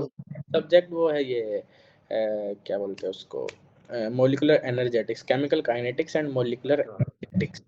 ओके। उसका पेपर शायद मेरे पास होगा तो मैं भेजूंगा आपको। उसमें लिखा है जो उसका जो क्विज, वो जो असाइनमेंट है, हम्म ओपन बुक असाइनमेंट, उसमें लिखा हुआ है ये सब चीज कि prepare the hmm, question by yourself, each question like too easy, too difficult, too hard, and after making the question you also have to answer, like अच्छा question अच्छा अच्छा 2 अच्छा, घंटा। मॉडल आंसर्स प्रिपेयर कर। आपने 6 क्वेश्चन बना दिए, अब आपको क्या है कि चलो हवाबाजी में कुछ भी बना देता हूँ, लेकिन आपको नीचे आंसर भी लिखने हैं उसके खुद। और तो इस टाइप से वो पेपर मतलब काफी है उसमें, क्या लाइक बच्चों के 100 में से 30 आ रहे हैं। हाँ तो मैं ये बता रहा था कि उसमें लाइक कुछ 4-5 स्टूडेंट है जिसके 100 में से 75 है। जनरली क्या होता है आईआईटी में कि 80 प्लस स्कोर पे 10 बन जाती है, या 90 पे भी 10 बनती है। उसमें 75 पे 10 बन गया, 10 सीजीपीए बन गया, जिसको ये बोलते हैं। और तो लाइक 40 अराउंड पे 7 बन गया, जो कि बहुत ही अनकॉमन है कि 33 पे पास हो, 35 पे पास हो, इतना मुझे पता है। तो वो इस टाइप का कोर्स है। तो ये कोर्स सब चल रहे होते हैं, तो बहुत गुस्सा आता है, लेकिन जब इनसे बच के निकल जाते हैं तो मतलब बड़ा प्राउड फील होता खुशी है कि यार खुशी शुक्र होती है है यार कि इस मैंने कोर्स से सर्वाइव निकल कर लिया। कर सरवाइव कर गए। तो बताने को इसे बड़ा मजा आता है। अगर मैं ये कोर्स पढ़ रहा होता तो मैं ये बता नहीं पाता इतनी साथ खुशी से। मेरे को गुस्सा आता है कि यार पता नहीं राइट कहाँ राइट, फंस समझ रहा गया। हूँ समझ रहा और जहाँ तक के उसकी लाइफ है कि फेस्ट वगैरह, फेस्ट अच्छा था यार, लाइक इस बार भी अच्छा रहा। लास्ट ईयर और भी अच्छा था, मेरा ऐसा पर्सनल मानना है। हूँ। इस बार भी अच्छा था। और अभी जस्ट मूड इंडियो खत्म हुआ था, हम्म इंडिया का बिगेस्ट फेस्ट है ही वो, कल्चरल कल्चरल। हम्म उसके बाद फिर टेक फेस्ट स्टार्ट हो गया था। टेक फेस्ट में मस्त था यार, ड्रोन शो था पूरा बढ़िया, एकदम सब बढ़िया चल रहा था। और टेक फेस्ट भी अच्छा था, और काफी बंदे पार्टिसिपेट भी करते हैं टेक फेस्ट में, स्टॉल्स वगैरह लगते हैं ये वो। फेस्ट तो यार डीयू में भी तगड़े होते हैं, हाँ, डीयू वो तो खैर है ही है। डीयू डीयू में भाई मुझे लगता है कि आईआईटी की जो चीज को टक्कर देता है वो फेस्ट ही है भाई, स्पेशली जो डीयू में जो एक्सपोजर भी है ना, दैट इज मतलब अनपैरेलल्ड कि अभी जैसे मतलब we have a array of सारे स्टूडेंट्स, मतलब Stephen's, Hindu, Hansraj, Kirorimal, Ramjas, GTB Khalsa and जो बाकी देश बंधु एंड सारे मतलब सब लोग कनेक्टेड आपस में। अब आपसे मुझे बात करते हुए कभी ऐसा लगा नहीं कि मतलब आप मेरे सीनियर नहीं हो, आप मेरे सीनियर ही हो, बस ये था कि आपने हंसा चूज नहीं किया, जैसे आपने बताया। बाकी मतलब कल्चर अच्छा है डीओ का भी, तो मैं उसको ये मानूंगा अभी। सेल्फ बिलोंगिंग का थोड़ा लगता है कि अब सब बस ये होता है कि आईआईटी के अंदर 2 साल में मतलब इतना बढ़िया वो बन नहीं पाता बॉन्डिंग, क्योंकि हम बॉन्डिंग एक बैच ऊपर एक बैच नीचे नहीं कर पाते हैं, बाकी वहां पे तो 3 बैच ऊपर 3 बैच नीचे यहाँ हैं। पे मोर और लेस जो बॉन्डिंग होती है वो अपने बैचमेट्स के साथ ही अपने होती साथ है, होती है क्योंकि और सीनियर से थोड़ी बात। एक्सटर्नल एक्सपोजर का उतना स्कोप नहीं है, क्योंकि मेन चीज़ ये है हम्म कि आप एक्सटर्नली बंदों से कम मिल सकते हो, हॉस्टल में मिल सकते हो। अब मैंने हम्म बताया फर्स्ट ईयर का जो हॉस्टल था उसमें से मास्टर्स के बंदे रहते थे, उसमें कुछ हम्म। बंदों से बात हुआ, लेकिन अब सेकंड ईयर आया तो मास्टर्स केमिस्ट्री को इसमें डाल दिया, मास्टर फिजिक्स को दूसरे में डाला है, मास्टर स्टैट्स वालों को दूसरे, तो वो इतना बॉन्ड। इंटरेक्शन हाँ, है नहीं। नहीं तो पहले हम लोग बढ़िया क्रिकेट खेलते थे, ये बस वो सब करते थे। अब तो वो सब चीज़ें बंद हो गई है, स्पेशली अब तो वैसे प्रोजेक्ट वगैरह चल गया, तो प्रोजेक्ट में थोड़ा काम वगैरह ज़्यादा सब रहता है। लोग बिजी भी है अपनी लाइफ में, बहुत फास्ट हो गई।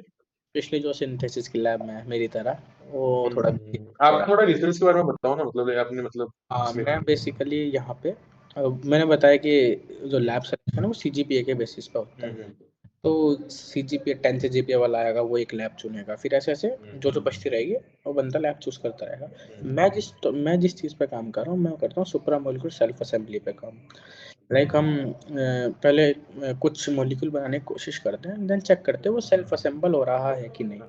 फिर उसमें क्या करते हैं कि उसमें रिडॉक्स एक्शन करते हैं, लाइक उसके अंदर उसमें उसको रेडिकल कैटायन बनाया मॉलिक्यूल को, ऑर्गेनिक मॉलिक्यूल को रेडिकल कैटायन बनाया, फिर देखते हैं कि सेल्फ असेंबली पे क्या इफेक्ट पड़ रहा है, इफेक्ट क्या हो रहा पड़ रहा है, यही सब मतलब बेसिकली है। नॉन कन्वेंशनल पॉलीमर्स से नॉन कोवलेंट इंटरेक्शंस होते हैं। नोबल काम है।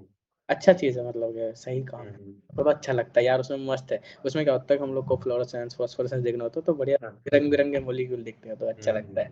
ऐसा टोटल एकदम सिंथेसिस वाला नहीं है, synthesis followed by the photophysical studies, इस तरीके से। इन प्रोफेसर के अंडर है आप। मेरे प्रोफेसर प्रोफेसर चिदम्बर कुलकर्णी। थोड़ा सा मतलब ये मेरा एम है कि हम्म। मतलब एक एक पॉइंट को ये भी रखना है कि मतलब जो रिसर्च कर रहे हैं, मतलब जिन जो भी हमारे गेस्ट हैं उनका एक बार थोड़ा सा मतलब हम बताएं, ताकि बच्चों को थोड़ा एक्सपोजर मिलता है, बीएससी में तो इतना होता नहीं है। जी, मैं तो आई नहीं, वांटेड। सही बोल रहा है, बीएससी में उतना नहीं होता। देख, मैं अपने पर्सनल फील्ड का बताऊँ तो मेरा फील्ड मतलब काफ़ी अच्छा है। एक तो मेरे फील्ड में अच्छी बात ये है कि वो एक जगह स्टिक नहीं है। उसमें क्या है कि वो इंटरडिसिप्लिनरी फील्ड है, कि लाइक हाँ। उसका अगर तुमने वो किया तो पीएचडी में तुम बायो में जा सकते हो। मतलब मैं ऐसा नहीं बोल रहा कि अगर आप तुम सिंथेसिस कर रहे हो तो तुम कैटालिसिस में नहीं जा सकते, जा सकते हो। लेकिन मैं अपने फील्ड का बता रहा हूँ, खुला है, ऑप्शन खुला है मतलब। ऑप्शन मतलब पूरा ऑप्शन खुला है कि तुम बैटरी में डाल सकते हो, एनर्जी स्टोरेज में जा सकते हो, सोलर सेल में जा सकते हो, इंडस्ट्री में जा सकते हो, तो या तीनों फिर फील्ड खुल गए, फिजिक्स केमिस्ट्री है ना। इनफैक्ट मैंने वो लैब को चूज करने का रीजन एक ये भी था कि मेरा इंटर्नशिप जो था वो पॉलीमर पे था। जब ओके। मैंने जापान में काम किया, वो हम हम्म इंस्टेंट पॉलीमर बनाते थे वहाँ पे, सस्टेनेबल इंक्स और पॉलीमर, और मेरी लैब में सुप्रामोलिकुलर पॉलीमर पे काम होता है। तो एटलीस्ट सामने वाले को दिखाने के लिए काम सिमिलर है, अंदर से टोटली डिफरेंट है, लेकिन सामने वाले को दिखाने का, मैं अगर चाहूँ तो इस तरह मैं उस तरह पोर्ट्रे कर सकता हूँ कि हाँ मैं दिखा सकूँ दोनों काम में एक लिंक है। और स्पेशली उन लोग के लिए जो लोग पीएचडी के लिए अप्लाई करते हैं, ऑल्दो मैंने नहीं किया, लेकिन जितना मेरे सीनियर्स ने मुझे बताया कि आप ऐसा इंटर्नशिप करने का कोशिश ज़रूर करो जो आपके मास्टर्स प्रोजेक्ट और उसके साथ लिंक हो सके। ओके। अगर हम दो डिफरेंट डायमेंशन में इंटर्नशिप इधर किया और आपका एमएससी प्रोजेक्ट इधर जा रहा है, तो it's quite difficult to relate them, क्योंकि आपको एसओपी में अल्टीमेटली एक स्टोरी बनानी होती है। SOP is all about starting से बीएससी कैसे से लेके नरेट करते हैं, हाँ हाँ पूरा वो। तो वहाँ पे आपको एक एक चीज़ें बतानी होती है। अगर आप सेम पेज पे चीज़ें रखोगे, लाइक मैंने सुपरा किया फिर ड्रग डिलीवरी किया, ऐसे टाइप से जो जो कि सेम ही चीज़ है, अगर उसका यूज़ देखें तो चीज़ें बहुत आसान हो जाती है बनाने। लेकिन अगर आपने कंप्यूटेशनल कर रहे हो, ये और सॉलिड आप स्टेट में उसमें मतलब एक्सपेरिमेंटल में चले जो भी गए, है, फिर आप ड्रग ये डिलीवरी उससे पे गए। बिल्कुल अलग है। तो वो हम्म। चीज़ें थोड़ा डिफिकल्ट हो जाएगी सामने वाले को नरेट करनी अपने हिसाब से। तो हमेशा इंटर्नशिप ऐसी करो, और रिसर्च इंटरेस्ट उस चीज़ में है तो ही जाओ, नहीं तो 2 महीने वेस्ट करने का कोई मतलब नहीं है। लाइक बहुत अच्छी जगह इंटर्नशिप मिल गई, लेकिन काम ऐसा है कि कुछ इतना अच्छा नहीं जाने की इच्छा ही नहीं करती, तो है। फिर तो टाइम वेस्ट है वो, राइट। जैसे मेरी एक जगह, जैसे नेशनल ताइवान यूनिवर्सिटी है एक, वहाँ पे हम्म मेरी एक जगह बात हुई थी, वहाँ पे एक प्रोफेसर से काफ़ी पॉजिटिव रिवर्ट था, बट बाद में वो चीज़ नहीं हो पाई। बट आई वुड थैंकफुल कि वो नहीं हो पाई, उसका रीज़न ये है कि उसमें जो प्रोफेसर का काम था वो थोड़ा डीएनए बेसिस पे था, और मेरा बायो से उतना अच्छा रिलेशन है नहीं, मतलब ठीक है, मैथ्स वाले हैं, बायो का तो पढ़ने का मन नहीं करता। ऑल्दो मैथ भी पसंद नहीं है, बट ठीक है। तो तो बाद में मेरे को लगा कि अच्छा हुआ नहीं हुआ, क्योंकि होता तो भी शायद ना जाता। और एनटीयू का रैंक यार बहुत अच्छा है, लाइक अंडर 70-80 आता है। Right right right. NTU Singapore है, ये NTU Taiwan, national Taiwan university, उसका भी कुछ 70-80 अच्छा रैंक है यार उसका। मतलब मेरे को उस टाइम बुरा लगा था, लेकिन बाद में सही लगा कि अच्छा वो नहीं हुआ, नहीं तो क्योंकि मैं काम ही नहीं कर, मुझे वो काम करना नहीं था जो उस हाँ प्रोफेसर। मतलब टैग मिल जाए बट वो काम में मजा नहीं है तो फिर वो जाने की इच्छा भी नहीं क्योंकि करती टैग है। मिल जाएगा ना तो और खतरनाक है, क्योंकि अगर तुम्हें टैग मिल गया और तुम ऐसा परफॉर्म नहीं कर पाए, एक्सपेक्टेशन भी तो बढ़ जाएगी ना अगर टैग मिल गया तो। आईआईटी मुंबई में चले गए और वहाँ पे आके तुम सिंपल क्वेश्चन नहीं सॉल्व कर पा रहे जो कि दूसरा बंदा कर पाए, तो वो ज़्यादा बुरा लगता है। ऐसा अच्छे वर्मा बोलते हैं ना कि तुम अगर तुक्के से जेईई एडवांस क्लियर कर भी गए, लेकिन वहाँ पे तो एग्जाम में जाके फेल हो जाओगे तो और बुरा लगेगा। इट्स बेटर वहां कि पे तो 8 सेमेस्टर जेल नहीं है। Same goes for IIT jam. 4 semester. तो एक ये था कि मतलब हमारे पास दो सिनेरियो हैं।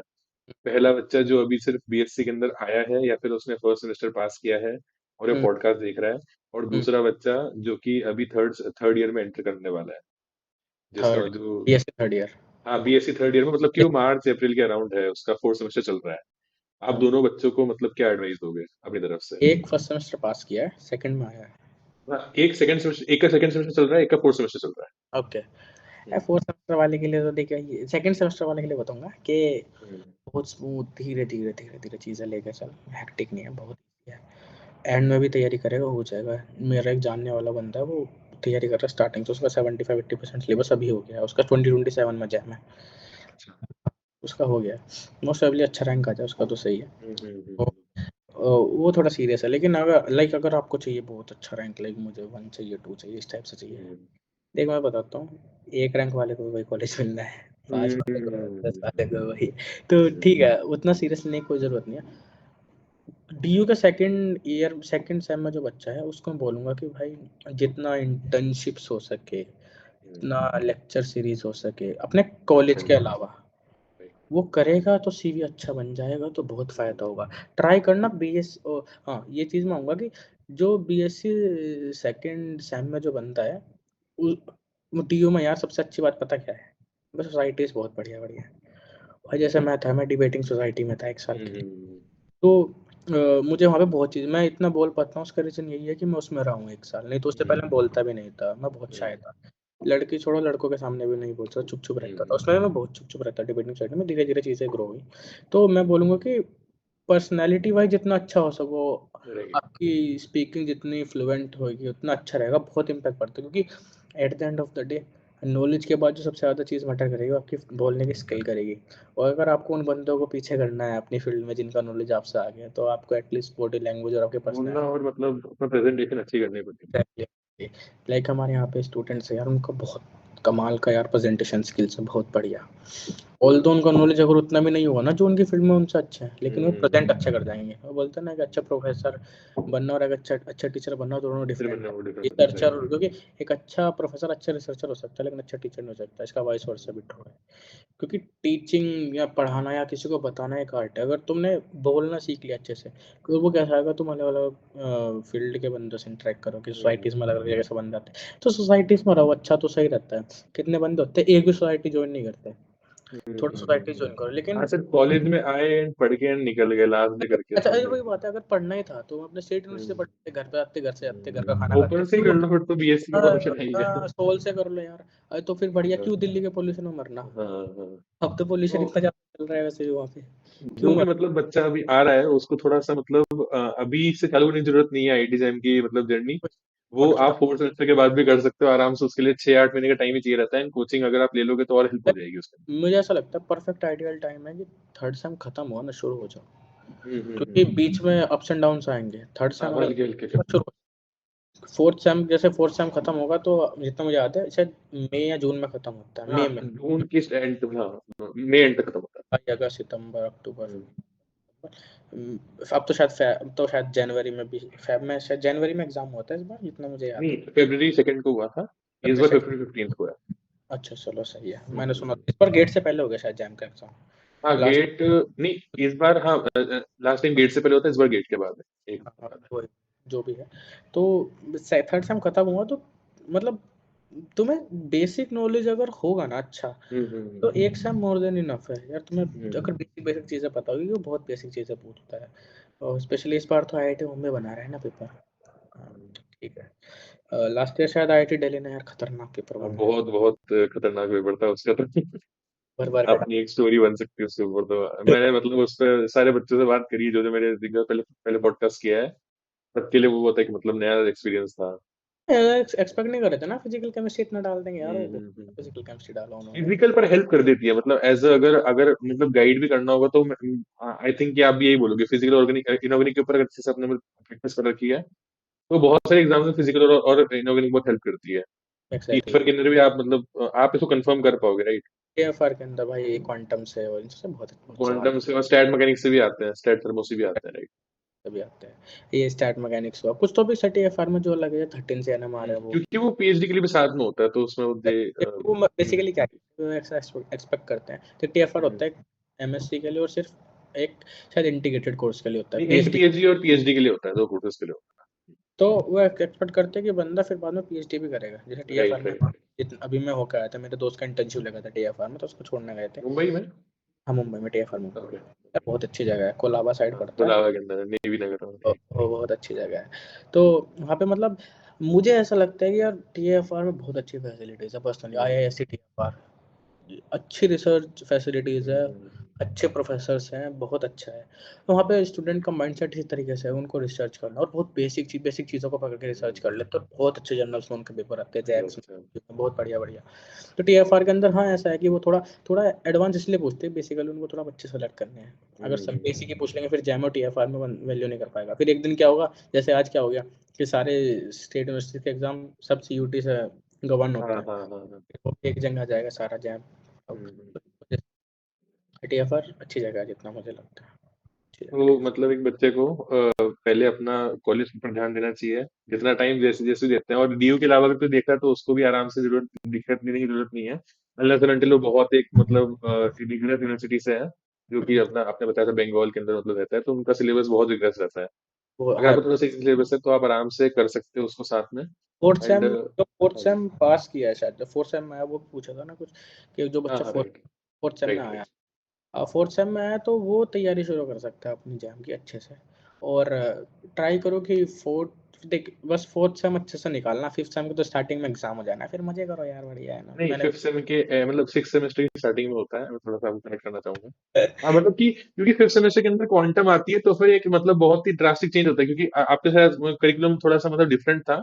हमारे यहाँ पे क्वांटम भी आती है साथ में, एंड देन उसमें इनॉर्गेनिक के अंदर भी वो हार्ड वाला पार्ट आ रहा होता है, तो अगर आप मतलब एक साल भी अच्छे से पढ़ लोगे ना, तो आई एम श्योर कि एक अच्छी रैंक आ जाएगी। और रैंक के पीछे भागना मतलब आई डोंट थिंक सो कि वो करेक्ट चीज है, क्योंकि पहली बात तो हमारे हाथ में नहीं है। अब जैसे आपके टाइम पे 63 पे आपने बताया 141 रैंक थी आपकी, हमारे टाइम पे हमारे यहाँ पे 63 पे। हाँ जी। बहुत अच्छी रैंक थी, तुम्हारे यहाँ पे तो 63 पे हाँ तो। मतलब वो टॉप 50 के अंदर तो आराम से ही रहता, एक हमारे सीनियर के इतनी टाइम जरूर। पे 50 मार्क्स पे 48 रैंक थी, जितना मुझे याद है 50 मार्क्स थे उसमें हम्म। और 40, क्योंकि वो गुवाहाटी ने पेपर बनाया था यार, वो भी बहुत तगड़ा हाँ पेपर हाँ हाँ। था 2023 23 का पेपर बहुत अच्छा था मतलब। अच्छा था, बहुत तो अच्छा है। वही बात है कि आपके टाइम पे जो मेरे मार्क्स थे उस पे आई वुड हैव गॉट मतलब 500-600 रैंक आई होती है, पर 246 आई थी, तो मतलब बहुत ही वो बहुत डायनेमिक चीज है ना, हम कंट्रोल नहीं कर सकते, अपने हाथ में रहता नहीं है। और एक सर्टेन पॉइंट के बाद सारी आईआईटीज का मतलब अपॉर्चुनिटीज ऑलमोस्ट सेम रहती है, सिमिलर है एग्जैक्टली। एग्जैक्टली सेम ही रहती। मतलब नॉट एग्जैक्टली बट ऑलमोस्ट देख, जो मेजर अपॉर्चुनिटीज है ना वो सिमिलर रहती है, कुछ एक्स्ट्रा अपॉर्चुनिटीज हर आईआईटीज में वेरी करते हैं, देयर आर और द थिंग। डेफिनेटली अगर कोई रैंक मतलब टॉप 20 वाला वो आईआईटी बॉम्बे जाएगा जाएगा तो उसको एक्स्ट्रा मिलेगा ही मिलेगा। एंड सेम गोस कि अगर कोई टॉप 200 के अंदर है, तो फिर वो रुड़की या फिर मद्रास में आ रहा है तो फिर उसको बेटर मिलेगा जो बाकी आईआईटीज से है। अच्छा है तो ये आईआईटी मद्रास रैंक 1 है यार। हाँ। It is this IIT Madras है ना यार, रैंक 1 है ना यार। अपने मद्रास में बहुत अच्छा काम है, मतलब पीएचडी वगैरह जिसको रिसर्च चीज बहुत अच्छी है उधर की। करना है उधर, तो मतलब कि मास्टर्स उधर से बहुत अच्छा है। आईआईटी मुंबई की अच्छी बात ये है कि एक ऐसा अच्छा टेक्निकल इंस्टीट्यूट है जहाँ रिसर्च भी ठीक होती है, हम्म। और लाइक तो मतलब वो ब्रांड भी जुड़ जाती है जब ईमेल में आईआईटी भी दिखता है। थोड़ा ब्रांड वैल्यू तो यार रहता है, आईआईटी मुंबई का ब्रांड वैल्यू तो है।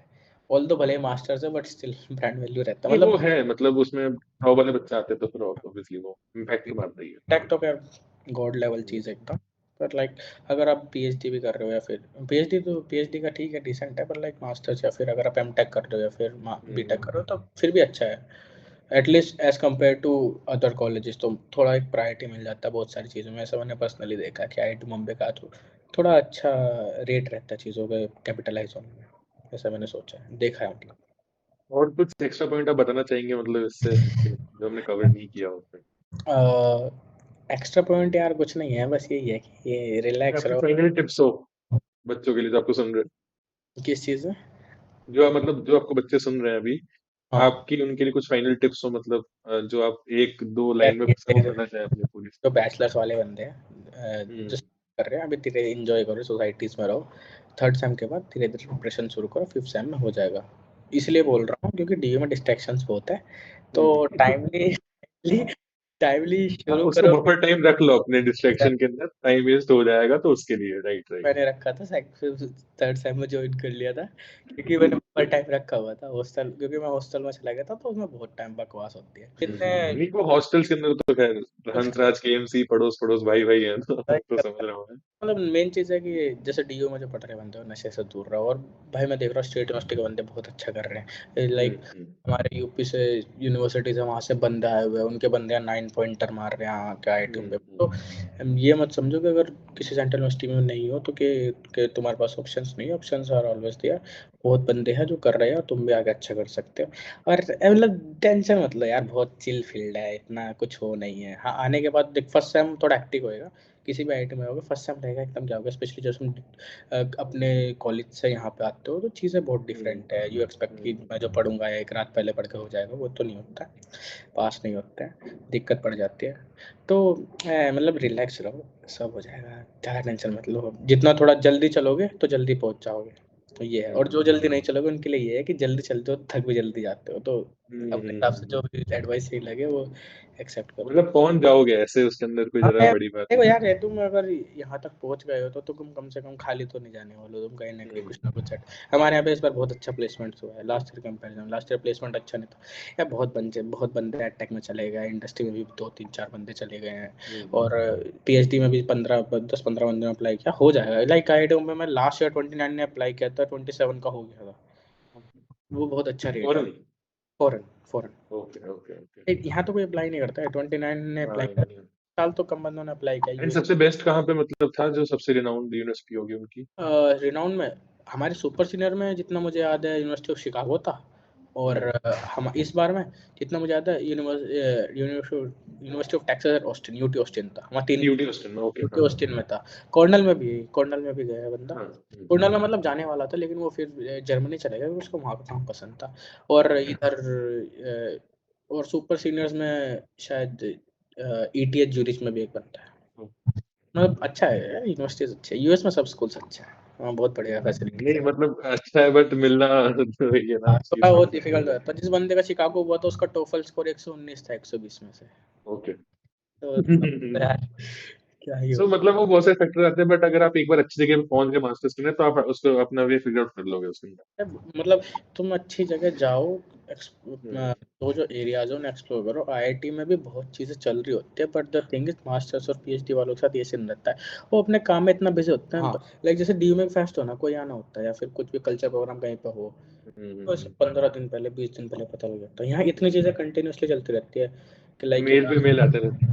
मेल आता रहता है, वेब मेल पे मेल आता हाँ। है, पता नहीं लगता, अपने काम में बिजी रहते हैं। वो चीज़ थोड़ा अलग है यहाँ पे कि बहुत सारे, जैसे कभी इमरान हाशमी आ रहा है इधर उधर, कोई कुलदीप चौहान आ पॉडकास्ट रही है। आश्रमानी आ रहा है, ये सब सुनील हाँ। चौहान जो भी आ रहा है, ऐसे आते आते रहते हैं। वो सब चीज़ें बहुत रैंडमली यहाँ पे चलती रहती है, जो कि अनलाइक है। तो लाइफ अच्छी है यार, मतलब तुम एंजॉय करना चाहो तो कर सकते हो यहाँ पे। क्या बोलते हैं उसको, गणेश चतुर्थी वगैरह बहुत अच्छे से बनाते हैं सब। और वो बढ़िया है यहाँ, मुंबई कल्चर भी अच्छा है, लोग अच्छे हैं यहाँ पे। मैंने अभी तक ऐसा कोई डिस्क्रिमिनेशन फेस नहीं किया जैसे लोग बोलते हैं, भी होगा, मैंने तो नहीं किया। वो तो अच्छे लगे यहाँ के लोग, कोई दिक्कत नहीं। प्रोफेसर लोग तो सारे जगह के ऐसे ही होते हैं। डिपार्टमेंट भी अच्छा होगा आपका तो डि- मतलब आ, डि- आ, सपोर्ट है। केमिस्ट्री का सीनियर्स डिपार्टमेंट वगैरह? यार, मेरा प्रोफेसर बहुत अच्छा है, मेरे प्रोफेसर बहुत अच्छे हैं, मुझे सपोर्ट करते हैं हर चीज़ में। और मोस्टली प्रोफेसर अच्छे हैं, कोई स्टूडेंट का बुरा नहीं चाहता है, जितना मुझे पता है। हम्म। सब चाहते हैं कि अच्छे से पास हो, सबका अच्छी जगह लग जाए, एचओडी वगैरह सब डिपार्टमेंट बहुत सही है। कोई ऐसा पर्सनल इशू फेस नहीं किया। हाँ, मेजरली तुम अगर ऐसा एक्सपेक्ट करोगे कि जैसे क्या होता है कि डीयू में प्रोटेस्ट कर लो, ये कर लो, वो सब चीज़ें यहाँ पे होती हैं, क्योंकि यहाँ पे स्टूडेंट बॉडीज़ नहीं होती है। इलेक्शंस होते हैं, पर ऐसे कोई प्रोफेसर से यहाँ पे लड़ाई नहीं कर सकते, जैसे वहाँ पे कर सकते हो, वहाँ पे तो नहीं बैठ यार, के वो मतलब तो ज्यादा होना सही भी नहीं रहता, क्योंकि होना भी नहीं अच्छा चाहिए। पॉजिटिव माहौल है इधर एग्जैक्टली आईआईटी के। एग्जैक्टली। हाँ, ये बस आईआईटी के अंदर जानवर घूमते रहते हैं थोड़े, कभी लेपर्ड दिख जाता वो है। इतना बड़ा कैंपस है तो अरे यहाँ पे हिल वगैरह है, लेक वगैरह है, अभी तो हाँ, हाँ, हाँ। पाइथन दिखा था। तो ये सब हम्म। चलता रहता है। कैंपस बहुत बढ़िया है, लाइफ बहुत अच्छी है। अपना मेहनत करो, अच्छे से जगह जाओ, सब अच्छा लाइफ में अच्छा तो जो करो। डीयू से नहीं भी है, अगर वो देख करके ओवरवेलम हो रहे हो, तो मैं बोलना चाहूंगा कि डीयू से ना होना is not a down side. DU से भी मतलब ऐसे नहीं होता कि सारे जो डीयू के बंदे हैं, उसे अच्छा कर ही लेते हैं या फिर नहीं कर पाते। हम्म। द पॉइंट इज कि आपकी पर्सनल एफर्ट बहुत मैटर करता है over the period of 3 years. आपने खुद को कैसे बिल्ड किया, एग्जाम के लिए कैसे प्रिपेयर किया। हाँ जी। हाँ, उसमें एक चीज़ हो रहा है, लाइक मैं देख रहा हूँ कि यार जैसे बहुत सारे स्टेट है जहाँ से बहुत बंदे आ रहे हैं, लाइक उड़ीसा हम्म। से यार, मतलब 5 6 7 बंदे हर साल जैमा एट बॉम्बे आ जाते हैं। बहुत बढ़िया कर रहे हैं हम्म। यार वो लोग, उड़ीसा से हैं, भोपाल से हैं, अपने यूपी से तो है ही, डीयू से, हम्म। यूपी के मोस्टली बच्चे डीयू से होते हैं, राजस्थान से। बंगालीज तो हर जगह ही है। ऑलवेज देयर, क्योंकि हम्म। उनका तो मेन फील्ड है ये रिसर्च वाला, प्योर हम्म। साइंसेज वाला, उनका पूरा बेल्ट है एक। तो लाइक, और मैं देख रहा हूँ जैसे ये बता रहा ना, उड़ीसा वगैरह से बहुत बंदे हैं, और यूपी से तो अपने बहुत बंदे होते हैं, भोपाल से। तो मतलब सभी अच्छा कर रहे हैं, मैं ये नहीं बोल, और वो लोग डीयू से नहीं है, मेन मेन बात ये है। उड़ीसा वाले मोस्टली बंदे डीयू से नहीं है, तो बहुत अच्छा कर रहे हैं लाइफ में, तो लाइक। खुद का एफर्ट मैटर करता है उसमें, कोई आपको और यूनिवर्सिटी उनका का नहीं है। रैंक्स भी काफ़ी अच्छा, 21 20 हम्म। वैसा बहुत अच्छा रैंक ला रहे हैं वो, बहुत अच्छा। Right, right. मतलब सही है। ऐसा कुछ नहीं, आप डीयू से होंगे तो ही कुछ होगा, कहीं से हम्म। भी कुछ भी हो सकता है, बस यहाँ पे आके, क्योंकि यहाँ पे एक बार इंस्टीट्यूट में घुस गए तो सब सेम लेवल पे है। क्योंकि मेरे से ऊपर में रैंक के बहुत बच्चे हैं यहाँ पे, लेकिन चीज़ें यहाँ पे आने के बाद कितना एफर्ट डालते हैं उतना हाँ, मैटर हाँ, करती है। वो थैंक यू भैया, आपने इतना अच्छे से मतलब हर चीज को समराइज कर दिया। आई एम श्योर कि जो बच्चे हर स्टेज अपनी प्रिपरेशन के अंदर होंगे, जो बीएससी वाले हैं, जो बीएससी से पहले देख रहे हैं, जो अभी बीएससी का एग्जाम मतलब अभी आईटी एग्जाम का एग्जाम देने वाले हैं, और जो आईटीज के अंदर भी हैं, भले आपके जूनियर ही होगा कोई आईआईटी बॉम्बे के लिए, जो आने वाला होगा या फिर जो भी होगा, उसको बहुत हेल्प मिली होगी आपके एक्सपीरियंस से। तो आई thank you so much for I thank you so much for joining this podcast and sharing your valuable experience with us. And that is it for this episode. And किसी को भी अगर कोई doubt आता है तो फिर वो कमेंट सेक्शन में लिख सकता है। आई एम श्योर भैया will reply as soon as possible. हाँ, कोई नहीं, एंड लिंक्डइन पे भी कनेक्ट हो सकता है, कोई दिक्कत हाँ, नहीं। लिंक्डइन पे मैं उनका जो लिंक्डइन की आईडी है वो कमेंट्स में मतलब पिन कर दूंगा, तो आप उसको वहां से ज्वाइन कर सकते हो। और बाकी थैंक यू सो मच भैया for joining. Thank you so much भाई, होस्ट करने के लिए। So that is it for this episode of the Learners Podcast. I'll see you in the next one. Bye bye.